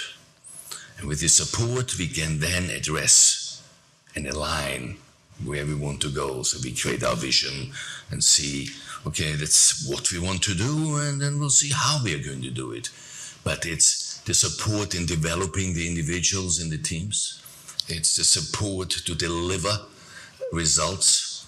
It's the support to expand and look beyond the hotel's border, knowing the markets, see where are the opportunities and options, to go beyond where you are, whether in Lagos or in Calabar or in Yossi, doesn't matter. You have to think way beyond that and stimulate the team. And they stimulate you. It's, you know, there's this famous saying, it's the leadership walk, and you might see hotels or anywhere else. I always have the feeling that many of the leaders just look in the lobby, how quickly can I get through this place without saying nothing? And they dash through. And it's so nice in the morning when you say, good morning, Grace. Had a good weekend? Or you just wave. You know, you need to stimulate a relationship to get some returns. Nobody's perfect, nor am I. But it's the support you give the team. They should benefit from my experience. I benefit from their experience, because as every day you see and learn something new. It's a fascination. Listen, I'm 68. I learn. Wow. I'm digitized. Of course, my kids keep me really going. I see. If I have any problems, my daughter will say, come on, Pops. So, no, I'm there. Okay, so that's a whole lot, I must say. And so you've also talked about hospitality. You know, hospitality is all encompassing, even, you know, the way we relate with people in our various homes and all of that. So how would you rate Nigeria hospitality industry in all honesty? Where are we? I think we're in the starting steps. It's a basic, again, let me take you back a little bit. Okay. Years ago, Grace, my daughter, if I would have told you, and now, my dear Grace, for the rest of your life, you will be a waitress. And Grace would say, nope, I'll find gas and oil and gas and oil and gas and oil. So what one has to do, to answer this in a different way, you have to create the attractiveness of hospitality, which is a breathtaking profession, a breathtaking direction of business life anywhere you go. It's a stage. But if I want to motivate Grace, yes, I would have to show you where you're going to. That means I have to clarify much better your career path, your growth path. You have to see where you're going. That means, so Grace is now a supervisor in the restaurant. I can actually own a hotel. I can be the vice president of Marriott Hotels. And I have to do this with local examples. And at the moment I'm collecting that because we are in the process of doing our own academy. But I have to make it sure it's attractive. I found unnamed people working in the Senate, and this gentleman was a driver before at the former Sheraton, now our Continental in Abuja, 20 years ago. Found another lady who is now the deputy ambassador in Sweden. Started as a waitress. But we need to make it attractive. Gas and oil is simply, it's money. Us, it's a tough step. You don't get there without knowing the practicals. I cannot lead if I don't know how to make a bed. That's it. Clean a toilet, peel a potato. That's it. You need to know, but then you have to start strategizing. Where's my vision? How can I align? How can we take this team, this business forward so the owners are happy? That's it. Team is happy. We develop and we can spearhead an industry which should be spearheading Africa to start with. If I want to go somewhere and I say, Grace, you don't have to go to the Lausanne Hotel School, you come to the Lagos Hotel School. It's a world-class facility. Okay, that's it. So you've just taken us through how you can build a manager, basically, you know. I mean, ensuring that people get involved, you are not just there, you understand the system, you know how it works and all of that. So I've heard you talk about probably I would say encouraging Nigerians not to involve in borrowing, especially when it comes to building this hospitality brand. So when you are saying you don't encourage borrowing, what are those parts, those approaches, but the local one, but the international one that are working, what are the ones that are not working at the moment? What do we need to do? So, I give you a paradox. Okay. We import training manuals and we are exporting our talent. It's a paradox. That is something we should develop ourselves. We need to develop the procedures, the working manuals for wherever we go through ourselves. We're experts. We have many professionals around, but we have to start taking ownership of it. Pride in the local talent.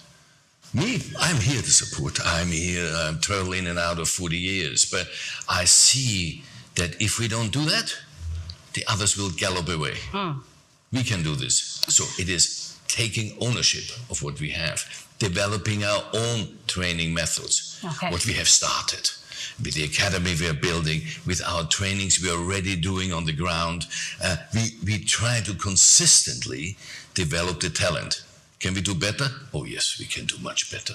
Oh yes, we can do much better. And that will make me ask you, what make homegrown brand, to stand out and win the trust of both local and international guests? Homegrown brands, what makes them stand out? If you have any brand, it's your people. Correct. Everybody has a pillow. Everybody has a cup of coffee. It's the people. It's grace. You go and say, the client comes, Mr. Smith, and you, Grace, says, Mr. Smith, great to have you. By the way, we got you a regular room. We have. Nigerians have a warmth against many people's opinion. I think the warmth in Nigeria is best in Africa. We are loud, but we have a heart, we have a soul, and we make a difference. People smile. Whatever hardship, and there are enough hardships are there going through. So, standing out in hospitality is our people, by miles. Great. So, you see, I was just looking, carried away, You've actually talked about what we need to do, to keep the homegrown brand. Again, side by side, international brands. Side by side, are there hotels in Nigeria you can recommend, you can refer to, they are doing well? You can, yes, side by side, some other international brands, you can mention names, other hotels. What do you think they are doing differently? Because we're actually looking at having Nigerians not necessarily going out to look for guest experience, they want to have it here at home. So do we have hotels that are doing that already? Yes, we do. Okay. We have about 9,000 internationally standardized qualified rooms. Okay. We do have a growing workforce, if you may, who has the standards, and that doesn't matter where you come from, whether it's the friendliness, whether it's the systems, whether it is the quality of products. We have. I always said we don't have to compete because we are already there. What we have to do, we have to start owning our quality much better. What I believe is best practice. Of course, I look what's the Intercontinental in Singapore doing, the Marriott in Paris, the Hilton in New York. You always look who is doing what. And then say, it might be cool. Let me see how this would fit here. But you have to think global and act local. That's very important to understand. Okay. The pride can never go away. We do that, yes, my God. If I'm a football coach, I cannot work just with my little club in Vienna. I have to see what the Lagos teams are doing, what the Brazilians are doing. I like this. You take the best practice. That's it. Then you can talk. Then you have a global mind, which you can apply where you are. That's it. You think global and you act local. I think I'm just going to take that out now while we go for a short break. Kalhala is still here, but we'll be coming back with more other topics, more other areas to explore. While we look at the reason why Nigerians do not necessarily need to go out to seek for, guest experience. It's still our brothers, and we'll be right back after this break. Stay with us.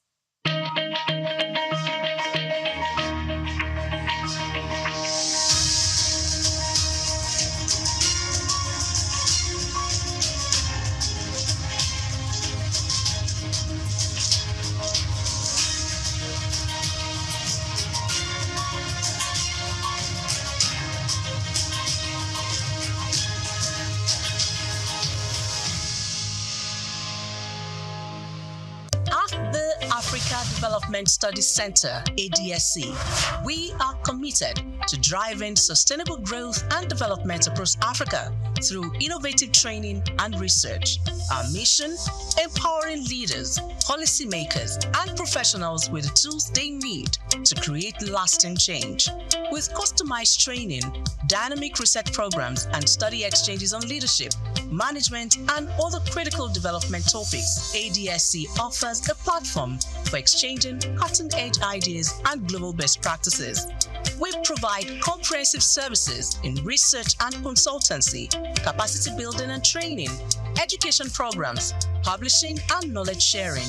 Our esteemed faculty, composed of seasoned experts and researchers, ensures a learning experience that is insightful and practical. We specialize in policy development, implementation strategies, monitoring, and evaluation. At ADSC, learning is engaging and enjoyable. Our unique methodology includes talks, interactive exercises, games, video screenings, and lively seminar discussions, all in a comfortable and friendly environment. Ready to make an impact? For more information, email us at info@adstudycenter.com or call +234 912 039 2362. Visit us today at www.adstudycenter.com to explore our programs and upcoming events. Africa Development Studies Center, rethinking development for Africa. Fellow Nigerians, did you know that constituency and executive projects in your communities are not gifts from your legislators? They are projects sponsored by the legislators and funded by the federal government to improve your life and the lives of those around you. These projects belong to you. Without your vigilance, they might never be completed. Don't allow them to fade away into unfulfilled promises. Stand up, take ownership, monitor their progress, demand accountability, and report concerns to ICPC. Call our toll-free line now on 0800-2255-4272 or WhatsApp only on 0806-656-4726. This message is brought to you by the Independent Corrupt Practices and Other Related Offences Commission, ICPC, with support from MacArthur Foundation and the Center for Democracy and Development in Africa, CDD. We've got just what you need right here at Femi Wash Media. Call it the Midas Touch, and you wouldn't be wrong. Let us record, produce, mix, and master your audio like nobody does. Reach us on our contact today for the best quality job. Hello Nigeria, hello Africa. Yeah, this is Sound Man. Keep watching SOUQ News. My name is Babalola from Excel LED. Keep watching SOUQ News. My name is Shepherd Michael Adewale Onofuye. I enjoy you all to watch, always watch SOUQ News TV. Hi, I'm Tom Boggaballs, and please keep watching SOUQ News. Wale Seriki, SLG Lagos Island East, SOUQ News. Keep out watching them and keep a lookout for them. They're up and coming, and we're proudly to be affiliated with them. You alone where they make me go crazy. This your love in the cool of my brain. You're my medicine, I need you all day. Yo, it's Blackface Nigeria, and you're watching SOUQ News TV. Keep it locked on this dial, don't change it. You know what I say? Blackface Nigeria, love no bad. We've got just what you need right here at Femi Wash Media. Call it the Midas Touch, and you wouldn't be wrong. Let us record, produce, mix, and master your audio like nobody does. Reach us on our contact today for the best quality job.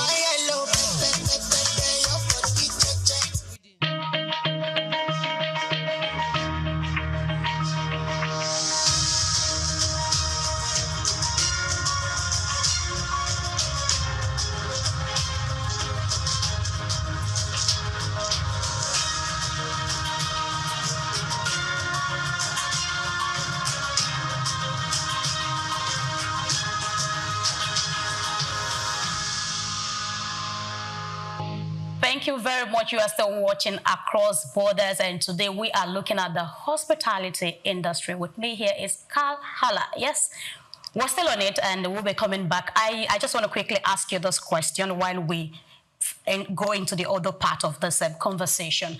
I'm saying that in Nigeria, up to half of hotel operating costs, goes into diesel. So I want to ask you, what action by the government could effectively reduce energy costs for the tourism and hospitality sector? It's not half, by the way.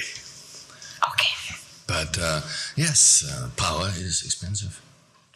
Okay. So if government would look into it, like in other countries, you would have a grid, an electricity grid, which is functional. And basically supplies all the sources. This is not just for hotels, it's the households anywhere else. This is generator land. So, and whether you take now solar panels or you have diesel or gas generators, that's not going to stop. You know how to counteract the costs. We know that, it's why we're in the business. But we need a grid which supplies, which is efficient, operational, and seamless. Then we work. There should be no worrying, do I have power today or not? That's it. Now you are saying it again, no borrowing. I mentioned that earlier. You are not a fan of borrowing at all when it comes to, that's it. So I really want to know if the hospitality industry is getting that attention, because CBN report shows that between 2010 to 2020, Nigeria spent about $28.65 billion on foreign education expenses and approximately $11.1 billion same period on medical treatments abroad. I am saying that's nearly $40 billion, right? So rather than just a luxury, what's your take on treating hospitality as an economic priority? What's your take on that? Yeah, hospitality on its own contributes already about 5% to the GDP, about 7 trillion, about 3.5 million jobs. So there is already an economic factor in the making. We just have to make sure that people know about it. Because I believe that hospitality is a little bit underrated. We are a power. Okay. We are the face of Nigeria. Whether this is in Jos, in Calabar, in Abuja, in Lagos, it doesn't matter. It's the hospitality industry. And we're good at it. It has nothing to do with competition. I think the entire sector is excellent. Having said that, of course we can do better again. The monies you contribute is in the likes of beauty, beauty, fashion, hair are trillion contributors again to GDP. But the hospitality is there, straight on the top. The power, yes, we know the power is there. We will have to counteract it. We have to work better, make this money extra so we can support all our costs, expenses, payrolls, whatever. But it is the energy we can supply to the economics that will make Nigeria an even stronger economy in Africa. Great. That's it, to make Nigeria more stronger, make the economy more stronger. But again, I want to ask, are there barriers, in terms of airports, visa safety, connectivity? What are the biggest barriers to deliver world-class guest experience? Number one is the lack of investment in the youth. Number two is my arrival experience. Okay. I take to one extreme to the other. The visa experience is not something which I would call overwhelming. Okay. Whatever changes are being done, it takes time, it is complicated, and it is expensive. I travel anywhere in Africa, East, because I know this. Whether I'm in Uganda, Kenya, chop chop, I arrive, I get what I want. So I believe the seamless experience has to start coming into the country, having a visa application, even it's online now, which goes seamless, which is less expensive. And when I arrive, I have an arrival experience at the airports, which does not take me through hurdles. Whether this is questions I should be asked, whether this should be waitings for getting through immigration, etc. If I'm an international traveler, I expect my visa to flow, and I expect to get through the airports in no time. Having said that, I don't say other airports are so much better, but in order for us to be better, we have to be the best. That's it. For us to be better, we have to be the best. Very great. So now, boosting Nigeria's image in travel and hospitality, what's that policy that you think government needs to prioritize? Do you understand? Yes. If government wants to prioritize, then we have to have a structure. We need tourism structure. That means our peers, like in South Africa or in Kenya, they have national tourist boards, which conclude everybody who feeds in the industry. Whether this is the treasury, whether these are the tour operators, whether these are the airlines, hotel and caterers, everybody sits on this board. You talk, discuss all the issues what you're asking me, and then this board then makes a decision or suggestions for the entire hospitality sector. If you take this, then you get aligned. We are too scattered. That has to be unified. So it needs a structured tourism board who then overlooks, works, aligns with the entire industry, who does the marketing for the country on the whole, aggressively, as South Africa does, or what is it, Magical Kenya and all this. That's all in a row. And we can do this much better. We just have to be together. We have to be one voice to market Nigeria. Market Nigeria. You know, one voice to market Nigeria. You know, there's a saying, a Yoruba saying. Oh, okay. Let me have that. Which says, however far the stream flows, it will never forget its source. Wow. Nigeria should never forget its greatness, because that's the source. We just have to be together. Wow. We just have to be together. That's very interesting. I mean, it's making a whole lot of sense. So I want us to talk about sustainability, and that will make me talk about Obudu Resort. So South Africa State is investing 18 billion naira, to revive Obudu Resort. I want to ask, what specific federal action would ensure projects like that, are completed, and of course you have sustainability and proper maintenance? What do you think? Again, it would be energy to start with. Energy. Because you want to go green, you need energy. Yes, as you try to get away from diesel, might use a bit of gas, go into solar power, reduce your carbon footprints. All this is ongoing. Yes, it needs more reinforcement. Yes, cities, villages, streets can be cleaner. But at the end of the day, it is the seamless supply of power. That makes a difference. That can guarantee you my production lines. That is the line of living, the basics. It's the line of health, wherever you look at. It's the power. You need to have the power seamless coming from the grid. For everything. Power is the major thing, is the end thing. Yes, I agree with you completely, but I will now want us to move into the youth thing. You are big on youth development. Yes. Like you push it. Advocate for it. So I actually want to ask you, for Nigerian youth, home and abroad, what do you think they can do to be on the same page? We understand that they are not in the same environment. Some in Canada, London, and everywhere scattered all around the world. Here in Nigeria, how can there be a synergy, basically, despite the different environment? So, the youth is the power. This youth is not the future. It's already a force now. So, in order to do that and to give credibility to the hospitality, we have to create a platform. What we are doing to work with the University of Lagos, Ministry of Education, the bodies like UNICEF, GIZ, many others. We are looking into the development from the base, like kitchen, like service or front office areas. So from the Ministry of Education, there are now the curriculums. 1 to 4 are finished, 5 to 6 are coming. These curriculums, we will talk, agree ourselves, but we also will chat with sources internationally speaking, said, have a look at it. Not to do it, not to change it, but to see, that's good. Because if Grace wants to graduate from the Lagos Tourism Hospitality School, and you travel to London and you show a certificate, you want them to say, from the Lagos, good, that's fine, it's a good school. Like Lausanne. Yeah. I don't want, so my vision is there. This is Lausanne Hotel School. I want parents to say, you don't have to go to Lausanne, you can do this in Lagos. It's world class, they're teaching, their tools, whatever you do, it will take you places.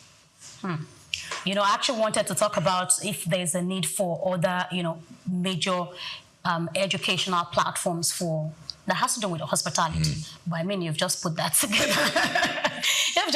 So let's talk about technology now. I'm going to ask, so how has technology, changed the mindset about exploring abroad, especially for young people seeking experience or exposure?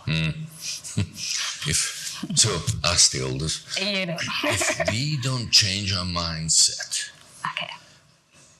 to entice the youth, to motivate the youth, that means if we don't understand we have to do AI, we have to do VR, we need to have platforms for gamification, we are not going to succeed because that's the youth. That's all here. Don't have to go anywhere. Okay. It's here. I go to conventions the other day, and there was one of the AI gurus talking. I said, great, let me chat and tell him to come over to Nigeria. He said, Carl, you don't have to. You have the best AI companies in Nigeria already, which are being used internationally. Again, not recognized enough. But the digitized training tools are here. The digitized knowledge is here. We just have to make better use of it. Great, that's it. We just have to. Home and abroad, anywhere we are, we just have to. I mean, you have, like I mentioned earlier, you've worked with intercontinental hotels, and now it is continental hotels. So I want you to talk to us about this, your experience working with Continental Hotel, how it has shaped your view about the business, hospitality itself, and migration put together. Like you mentioned, you travel every 3 months, you come back. So how has that, shaped your experience? So if you work 35 years for a company, your children will tell you you're mad. This loyalty is not really there anymore. But I loved it. It's good. I looked after you.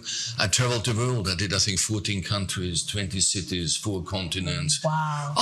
Whenever I see an airport, I'm happy, and Intercontinental provided that for me. But again, it's a corporation. They have their pros and cons, and so does when you work for a private company as we are now. And having said that, where we are and with Continental Hotels, the ownership we are having, and you might follow the transformation of the Abuja Continental and the Lagos Continental, which is phenomenal. I said, if this ownership would have been there when I was with Intercontinental, I believe the hotel platform in Africa would have been changed to the better.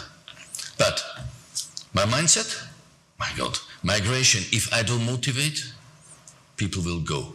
People need to be stimulated, challenged, recognized. Then I'll stay as long as I know that I will be developed further. And as long as I know there is a next step, as a growth plan. Growth plan. A youth nowadays, If you don't do this, you lose them within no That's time. That's it. I agree with you completely. So let's talk about culture. This is Nigeria.